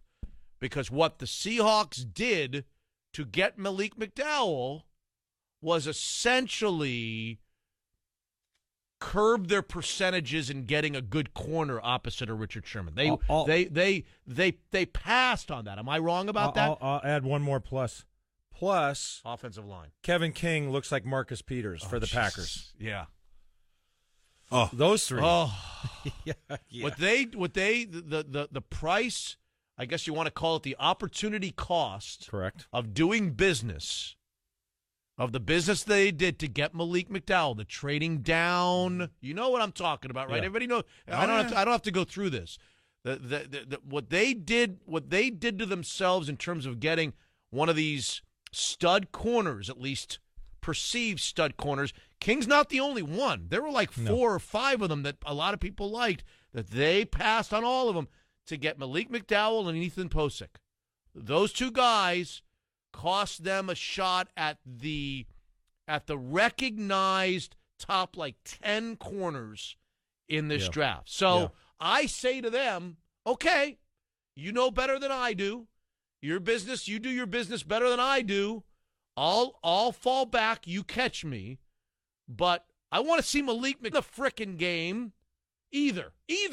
I want to see Malik McDowell in the frickin' game, slicing through 2 blockers and putting pressure on a quarterback. Or I want to see Shaq Griffin manning the corner and doing a good enough job that I don't have to worry. One of those things better happen. Yeah. If both of those things don't happen, then I'm pissed. Okay? Why are you laughing? You're breathing dragon fire. I'm just telling you what's on my mind. Yeah, and in Shaq Griffin, they valued, I believe, just that top end speed. That's what Shaq Griffin's giving you beyond Kevin King, and so we'll see how that plays out in terms of his ability to cover. Yeah. All right, let's go back to 89 before Jake Lamb calls us. The terrific Arizona Diamondback and local boy makes good. He comes on once a year or so. I'm just 89. I For the people who are just joining us, I made the comment that as I stood watching practice yesterday, I was for a period of time mesmerized. I think is a fair enough word. I was sucked in. 89 had me sucked in. I just started watching him run routes, watching them throw the ball to him. He was wide open every time he worked against anybody. Yeah. He was wide open. Yeah. And the way his precision and his quickness, I don't know if he's fast, the quickness of that step, boom, boom, boom. Yeah. When the defender doesn't know whether he's going out or he's going in, I mean, it's a pure guess. Yeah. Almost like they're just guessing curveball or fastball up at the plate. No, I understand, and I've studied Baldwin a lot. I coach high school receivers. I played with 10 Pro Bowl receivers in my career. You made them Pro Bowls. No, I wouldn't. Irving Fryer. Okay. But the term I use when I'm coaching these guys oftentimes, it's like Goldilocks and the porridge. The porridge is neither too hot nor too cold. So much we do, not just in football, but in life, you say there's the right amount. Too little and it's not enough. Too much and it's too much. And there's the right amount. And so for Baldwin, we always had that quickness. When you're trying to evade a guy in the line, now he operates from the slot 74% of the time. So the first thing you got to do, there's more thinking involved with the slot receiver. There's more coverage recognition. Okay, the guy's going to be walked out on me. Is that is it likely to be man coverage? What kind of help does he have? I want to look to the outside and I want to say, hey, what's the chances it's cloud coverage? Meaning the corner has the flat. So any outbreaking route I have, I want to be wary of running into that corner. There's all kinds of things you have to perceive, but just getting off the line, using that quickness, Mitch, where I say the Goldilocks and the porridge, you want to close the gap. If you're pressing me at the line, I don't want to chatter my feet too far from you, because then when I try and go around you, you can cut me off. I gotta close the gap in on you as I'm chattering my feet and I'm maintaining with a machine gun in my feet. I'm maintaining the ability to go in or out. I want to close the gap on you. If I get too close, you can jack me, particularly if it's a linebacker or what have you. You have a physical advantage on me. Now all of a sudden my progress is impeded, and I've got to. I might be stymied on my route before I even get going. By the same token, if I'm too cautious and I don't get close enough to you and I take too wide of a circle, you just think of the angles involved. You have shorter distance to cut me off, and now you'll cut me off, and I'm impeded from my progress in another way. So they have he has now the ability. They have a nice job schematically where they run him to the flat, where he chatters his feet, he drops his inside hip, and he runs to the flat. And then he'll typically get a little pick or rub from Jermaine Kearse to break him to the flat. But he also has a big route where he chatters, and then he goes inside and he does an angle cross where he's gaining ground as he's doing a crossing route. So the yin and the yang there, where he has the deep angle cross on an inside release. He has the breakout to the flat on an outside release. Schematically, they're trying to protect him. Yeah. But it's that technique of using the God-given quick feet, but knowing to get close, but not too close. Knowing to keep his angles tight around the defender so that he doesn't get cut off, but not so tight that he gets jacked physically. All that stuff there, it's a fine balance of being exactly right. And with his experience now, he's coupling that great feet with the knowledge of how to get open. And now, as you said, he's uncoverable. He's really good. And I'll bet you our next guest is a big fan of his, and our next guest is a dog, so don't give him the cold shoulder. He's a dog. The next guest. Okay, rock and roll. Right? He doesn't remember. He doesn't. Well, Jake Lamb, but he doesn't remember when you played. He's too young to remember when you played. Most people don't remember when I played now. Who was the quarterback? Who was the quarterback of the Dogs when you were there, Jake? When I was there, it was Locker and then Keith Price. Locker and then Keith Price. All yeah, right. Me and Keith Price actually did a little LEAP program, summer school program together, so I knew Keith pretty well. Yeah. Good dude. So those were pretty good days, right? There's some pretty good football there. You a Jake Locker fan? Yeah, I mean, it wasn't bad. It's a little better now.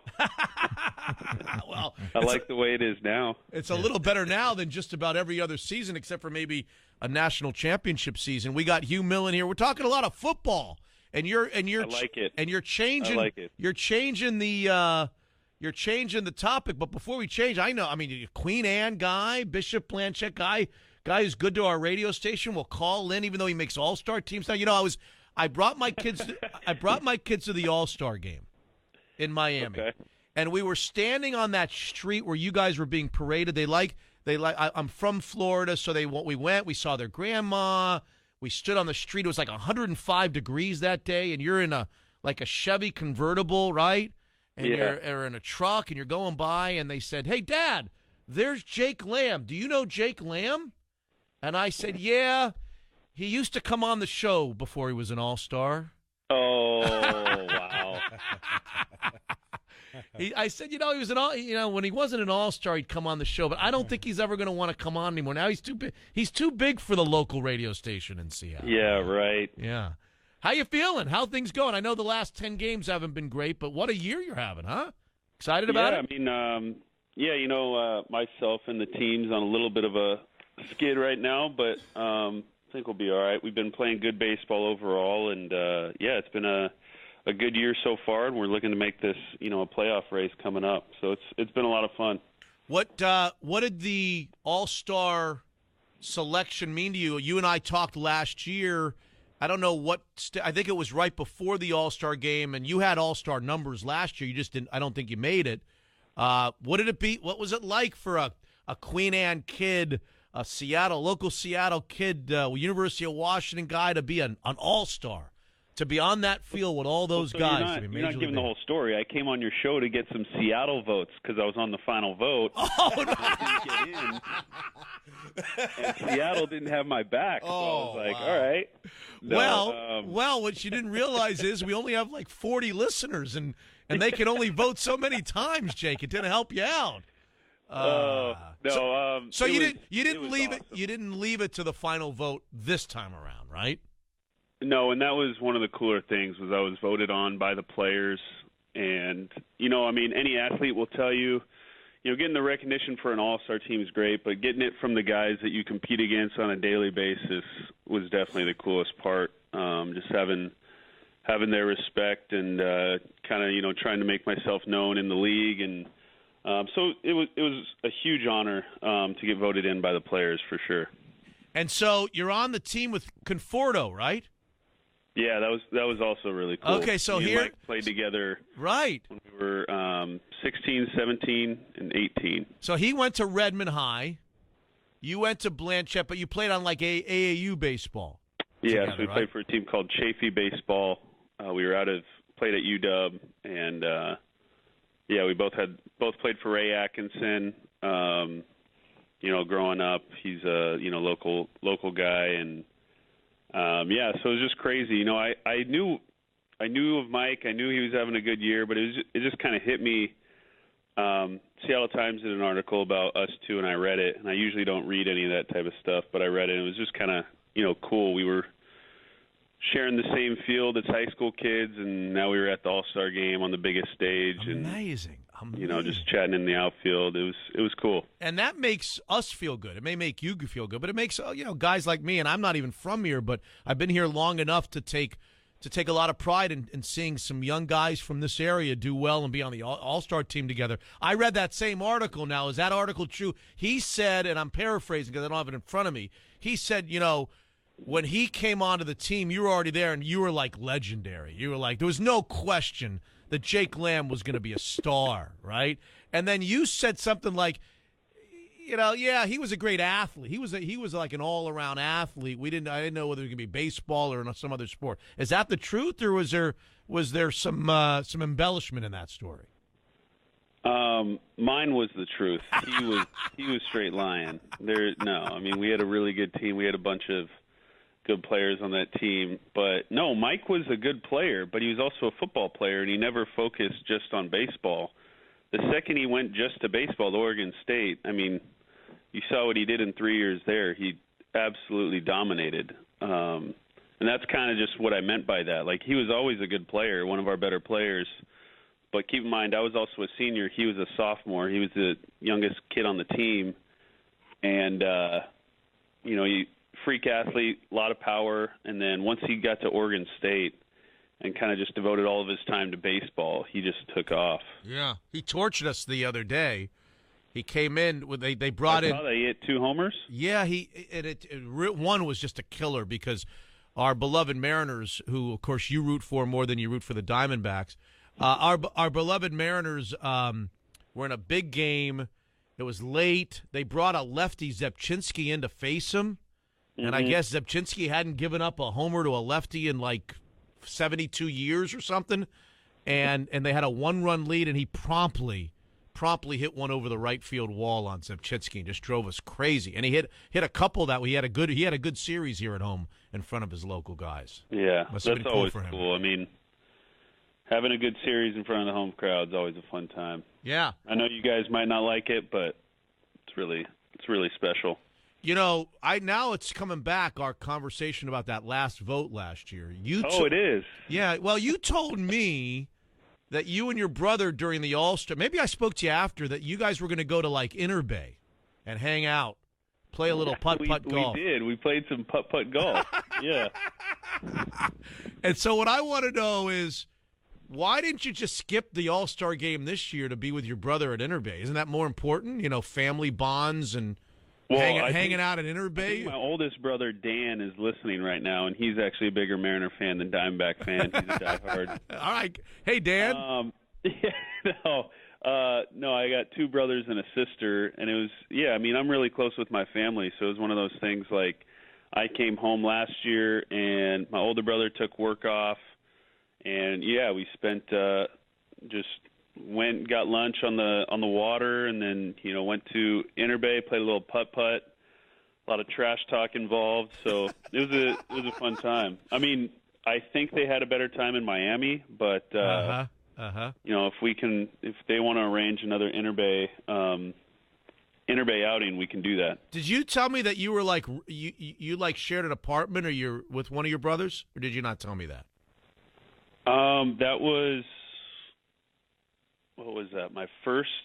You got your own place now? Season of pro ball. Okay. Do you have your own place now, Jake? No. So I usually just do like a Airbnb, but I come back to Seattle every off season. I live in Seattle. Okay. But I'm saying, do you have your own place in Seattle now? No, I don't. Not yet. Okay, this is ridiculous. You're a Major League All-Star, Jake. It's not like I'm living with my parents. Okay, no, come on. You got 23 do. home runs and 80 RBIs until this latest 10 grade. You're like in the MVP. You got to have your own place, even if it's a little hole in the wall. Would you please buy a place here in Seattle? Yeah, I probably should get on that. But no, I'm always back home in Seattle, and me and my brother and my dad were actually just talking about, what's on the slate for the UW football schedule, what games are we going to, and then they're like, well, I mean, if you're playing in October, which hopefully we are, I won't be making a whole lot of those games, and then I was like, well, Dan, my older brother, I was like, you aren't going to be making those games either then. He's like, I think I might have to stick around for some of these games. We got a good squad. So I can't get mad at him, but, because I'm UW football all the way. But Seahawks football too? Back a little bit. Seahawks football too? Yeah, Seahawks. I mean, I'm more of a college guy, but I obviously love the Seahawks. Okay. But, just going to especially the new Husky Stadium, I just love that experience, the tailgating, all that stuff. I definitely miss, tailgating end of August, September when it's 80 degrees and, you're just wearing a T-shirt. But, it's part of the job. We play into September and October. So. All right, I'm looking at the standings. You guys are 5 up in the wild card. I don't think you're catching Los Angeles, by the way. I hate to be the messenger, harbinger of bad news, but I don't. They find ways to win like 4 games a night. Every time I look up, they've won 4 games, not 1 game. But you guys are cleanly in the playoffs if the season ended today, which it doesn't. What did you guys do at the deadline? You do anything at the deadline? Yeah, we made a few moves. We got J.D. Martinez from the Tigers. That's right, yeah. And he's been a huge part. He already has 4 or 5 homers. Where does he hit with you and Goldschmidt? He hits 5 behind Goldschmidt. All right, so you 3, Goldschmidt 4, and J.D. Martinez 5. Yeah. All right. Well, you better start holding up your end of the bargain, ma'am.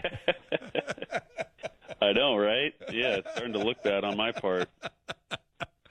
It's definitely a really good lineup, and it's just one of those things. I mean, throughout the course of a season, you're going to have a lineup that's hot, you're going to have a lineup that's cold, and then right in between, I think we were cold there for a little bit, and I think it's, we're ready to get hot again and make a run. All right. It's great to hear your voice. I'm a little disturbed that you still haven't invested in a little bit of real estate here. Have you seen the real estate in Seattle? Yeah, but you're getting ready. Hill area. You know how much money you know how much money you're going to make in your career? Do I need to enlighten you? I'm taking my time. You're taking your time. Okay, all right. You take your time. You're 14 games over 500. You're in the wild card spot as of today. You're having a great year. You're a great guy. I wanted to yell to you because I was the only guy at that parade with my kids. It was too hot for anybody else to be there. We were like the only ones there, but I didn't want to make a fool of myself. I was going to yell like some Bishop. Is there like a Bishop Blanchett fight song of some sort? I was going to like sing it to you as you went by. I probably would have ignored you. Yeah. Go Dogs would have worked. But. Go Dogs. You think they're going to get back to the Final Four this year? I mean, yeah.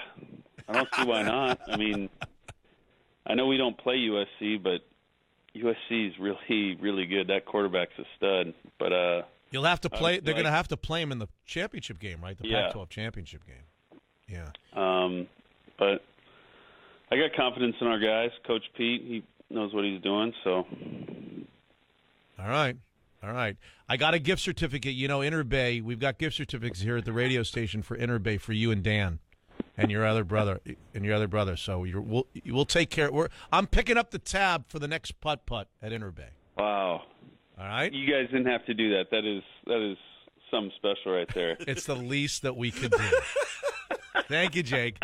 Congratulations on the great year. Well, I've been secretly pulling for you. I'm watching the box scores every night, and every time I see a highlight, every time I see something good that happens for you and the team, I think good thoughts. So.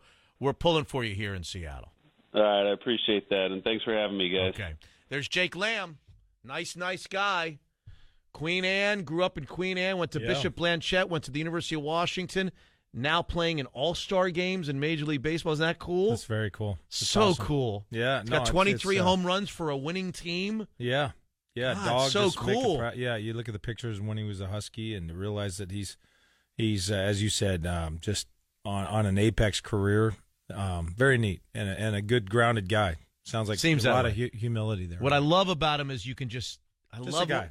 I love what you're just a guy, but you also hear, go Dogs. I mean, he's fully he's thinking about college. He's out there trying to win a wild card, hitting third in the Arizona Diamondbacks, and what he's thinking about on game day right now is the Dogs and how do they win the North, and he's thinking about going to those games and tailgating. That's what Jake Lamb's thinking about. That's one of the fun parts about being a professional athlete is that there is a lot of college pride, a lot of woofing, a lot of good-natured, jocular stuff going on in all locker rooms and really all sports. I mean, the pride that people have for their alma mater. I mean, it's in every locker room I was ever in. So nothing like it. And the Final Four tournament comes around. Well, the NFL locker, you're in your off season.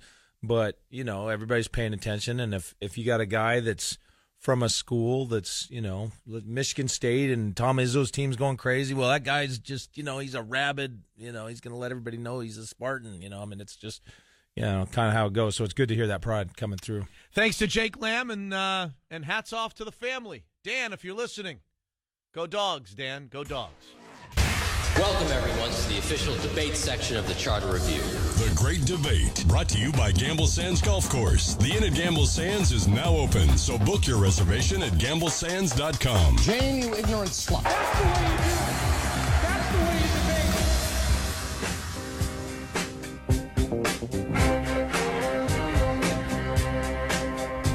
She cried to the southern wind about a love that pursues her in.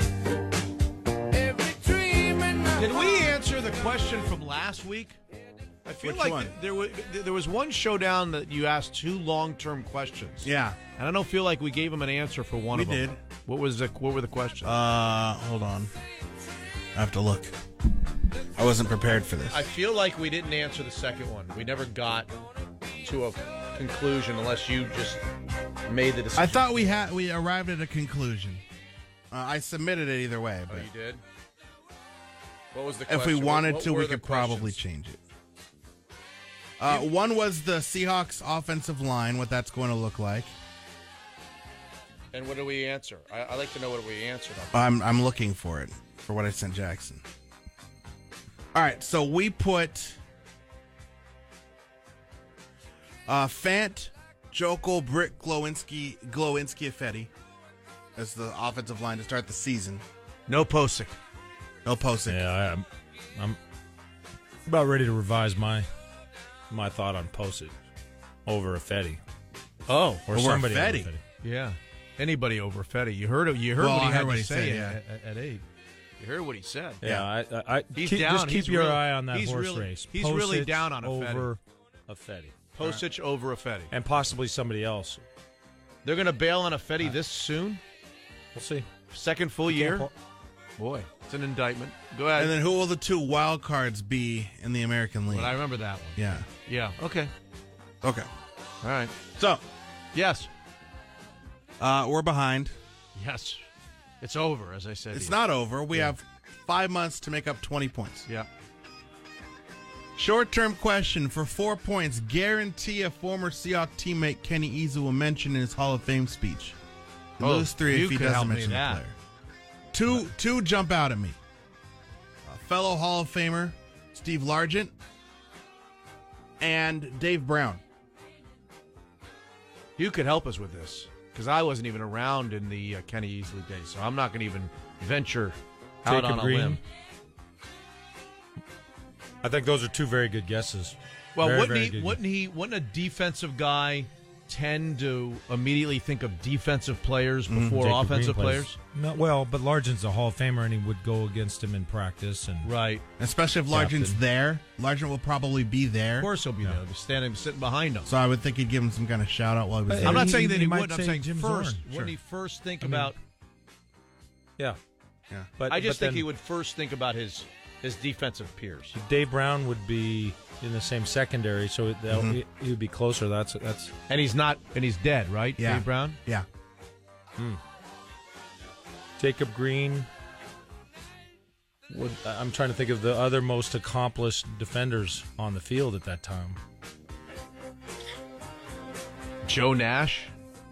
Was he on that team? Yeah. Probably at the beginning, yeah. I would say it was at the beginning of Nash's career. Played a lot of games. So pick one, Hugh. Who would he most likely talk about in his speech? Largent or Brown? Oh, you only get one? Yeah, one. I'll say Steve Largent. All right.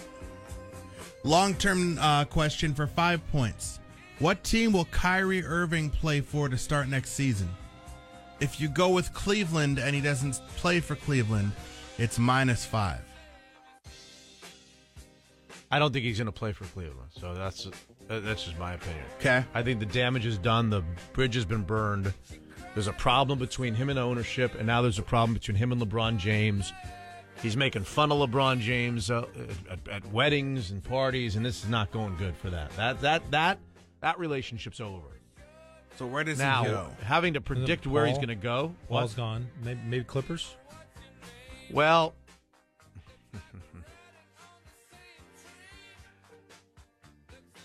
I'm not going to say anything about that. But I'll say this. I was reading an article that talked about the potential suitors. Mm-hmm. I kind of got the feeling from that article that I liked Phoenix as a possible place. Because Phoenix was going to offer a bunch of guys, including Josh Jackson. Oh. Brand new rookie. Who's the Kansas kid that came out real early in the draft and then everybody thinks is going to be a star. And Eric Bledsoe, who's a 21-point-per-game scorer that could help Cleveland right away, bridge the gap or cover for the loss of Kyrie Irving. I've got no sense for this, so if you have a little insight, it's a real. Just as long as you understand, this is not like your guys' pick of the Cleveland Cavaliers in the NBA Finals. This is more of a dart. I'm just throwing a dart here. Mm-hmm. I'm going to say Phoenix. You know who the general manager of the Phoenix Suns is, and what relation he may have to another prominent sports figure? The general manager of the Phoenix Suns? Yeah. It's not a Colangelo? No. Yeah, he's somewhere else. He's like in Philadelphia. The general manager of the Phoenix Colangelo's Suns is the brother of the guy who does Monday Night Football for ESPN. Oh, McDonough. Yeah. Sean McDonough's brother. Yeah. Ryan McDonough. I was just talking about Sean McDonough the other day. He's a new member at Whisper Rock in Scottsdale. Yep. Did you know that? Yep, I did know that. Beautiful place. I was outlawed from the place. I was banned. Did you? The ban's been lifted, but I was banned. I said something on the radio that got back to them that they didn't like. What would you have said if about you a walked golf in course? And they wouldn't know me, but they asked the member, who's a good buddy of mine, Don't bring him back. Well, I don't know that they ever said You had a that. business, but you like- I was you like kind of Harvey banned. Green? It's a good story.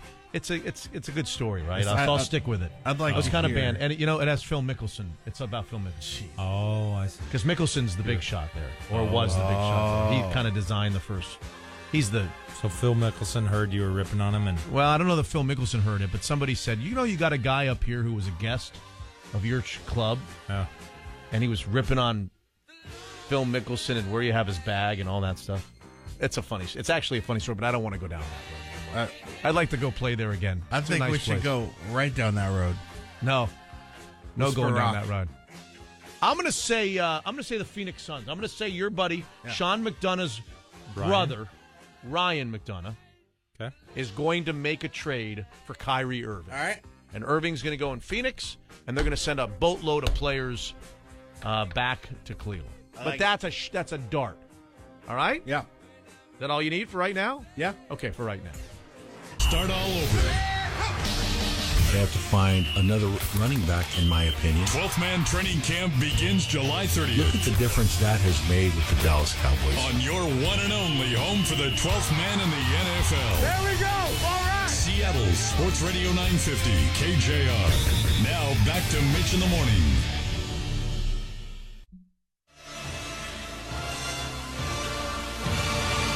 Hugh wants to ask a trivia question. A trivia question? Stump yeah, the both band. of you. Oh, Yeah, there's my. a little bit of a Stump stump the the band. band. Gracious. Stump the band. On the Seahawks roster, name the most prominent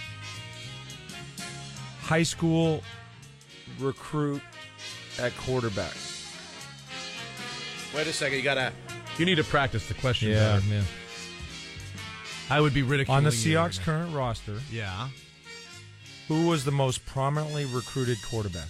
In from high school to High college. school to college. So obviously it's a guy who No, plays you a different you position. told me about this, so I'm out. Oh, you know? You told me. Oh. Well, it's obviously a guy who doesn't play quarterback anymore, just the way he asked the question. So that would be the first thing. I Well, would you say. could say it's Austin Davis. No. The way you asked the question, it's not a quarterback. Because you went out of your Correct. way to tell me quarterback. So he's on the roster now. He's on the roster now. He's practicing. He's in training camp. See, I don't follow high school football. How many years ago, roughly, are we talking about? 7, 8 years ago. Should be able to get there. Now, Jake Heaps isn't on their roster anymore, right? No. Because he was pretty highly He recruited. was very highly recruited.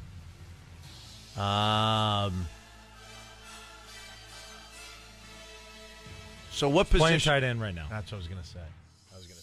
All right. Well, I don't know that. Tyrone Swoops was a 5-star, legitimate, gold medal recruit. Really? That- I don't he- even know who he is. He's a tight end for. He went to Texas to go play quarterback. He's a free agent signee. Tight end. Yep. He's not going to make the team. I wouldn't think he would. I have all these fleeting thoughts. He was a that come- legitimate 5-star, and I looked up Russell Wilson and Trevon Boykin, and I mean 2 and 3 stars at the most. And this guy went to Texas. Huh?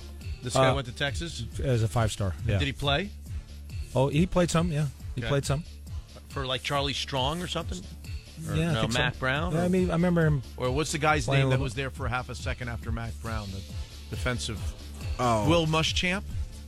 Was he the Muschamp was there? Wasn't he the Texas defensive coordinator, or maybe he was the who was the head coach after Mac Brown? Will Muschamp, I think. No, I may be wrong about that. No. Let me ask this. Swoops, there it is. They used to play in Really? yeah. Was he a Texas guy? I He was a Texas guy. Okay. Yep. But he could have gone anywhere. Here's a fleeting thought I had at training camp yesterday. Nick Vanette. Yeah. What happened to Nick know. Vanette? We were talking about What Nick. the hell happened to Nick Vanette? I know. I'm watching Nick Vanette yesterday going, we He's were the so invisible excited. man. We were so excited about Nick Vanette. What did we do? Was it us or was it Just him? kinda- he's just- Is it me or is it you? What's the He's reason? Just What kinda happened? nondescript right now. Not really good. Not really bad. Is he not going to make the team? Don't know. Don't know. Wasn't he I- supposed to be I- better than Luke Wilson with 2 L's? Better blocker. Well, Nick Vannett. He was Ohio State. Yeah. He's an Ohio State Yeah, guy. very, very prominent. The Ohio State. What happened? I was thinking the same thing. Every day I've thought to myself, I watch 81 and I'm just like, where is this guy? Why don't we talk about this guy? Jimmy Graham. Jimmy Graham looked really good out there. Jimmy The question was Graham. going around, I don't know who started it, but somehow all the media guys were asking this question, and was if you could have the body of any Seahawk. You started it. I didn't start If it's it. about bodies, it's you who started it. You just don't remember it. What's the intimation there? That you, more than anybody that I've ever been around in this business, analyze NFL bodies, and rightfully so, and really interestingly. Don't get No, I'm not. Sensey poo on Mike. I'm not but sensitive you, at all. I just am was I wrong nodding about yes. that? No. Nobody analyzes bodies of NFL players like you do, and that might sound weird, but it's not. Waists, thighs, how high cut, what the ideal size because is. there's correlation to success, And now, that's why if I you believe understand you the- started this the conversation. definition of correlation Yeah. doesn't mean it's guaranteed. No, I it's understand. just But they're so- connected. Now, Body profile. I need to say that I like girls and nothing but girls, and I've been married for 19 years. So Not when that I there's talk about anything the wrong body, with I that. don't know. So, but You just know football. But yeah, no, there's absolutely a look and a profile to athletic guys. You know, I was doing what you did yesterday. Yesterday, I found myself doing what Hugh Millen does for like the first time. I mean, I was really like analyzing in my mind Shaq Griffin's body. To me, he's got it a just great corner body. It Yes, he just does. looked different. Shaq Griffin's body looked. I don't know. It was more high cut. I was That's right the one behind. thing you said before. I just think that. Look, this is going to sound so weird. I don't even want to get into the conversation. His ass. Yeah. His ass is like so far up his body. It's like in his middle of He's his high back. cut. He's high cut. Yeah. And then under his ass are these like frickin' ostrich legs. They're really thin. I was watching. He was standing next to some other defensive backs, and I mean, he's got like really thin legs, a really high ass. I mean, I don't know. I'm not analyzing from this. I don't know what any of this means. I'm not trying to tell you that I know what any of this means. I was just kind of looking well, him there's over. thought to be a correlation. I was looking at him over. of that high calf.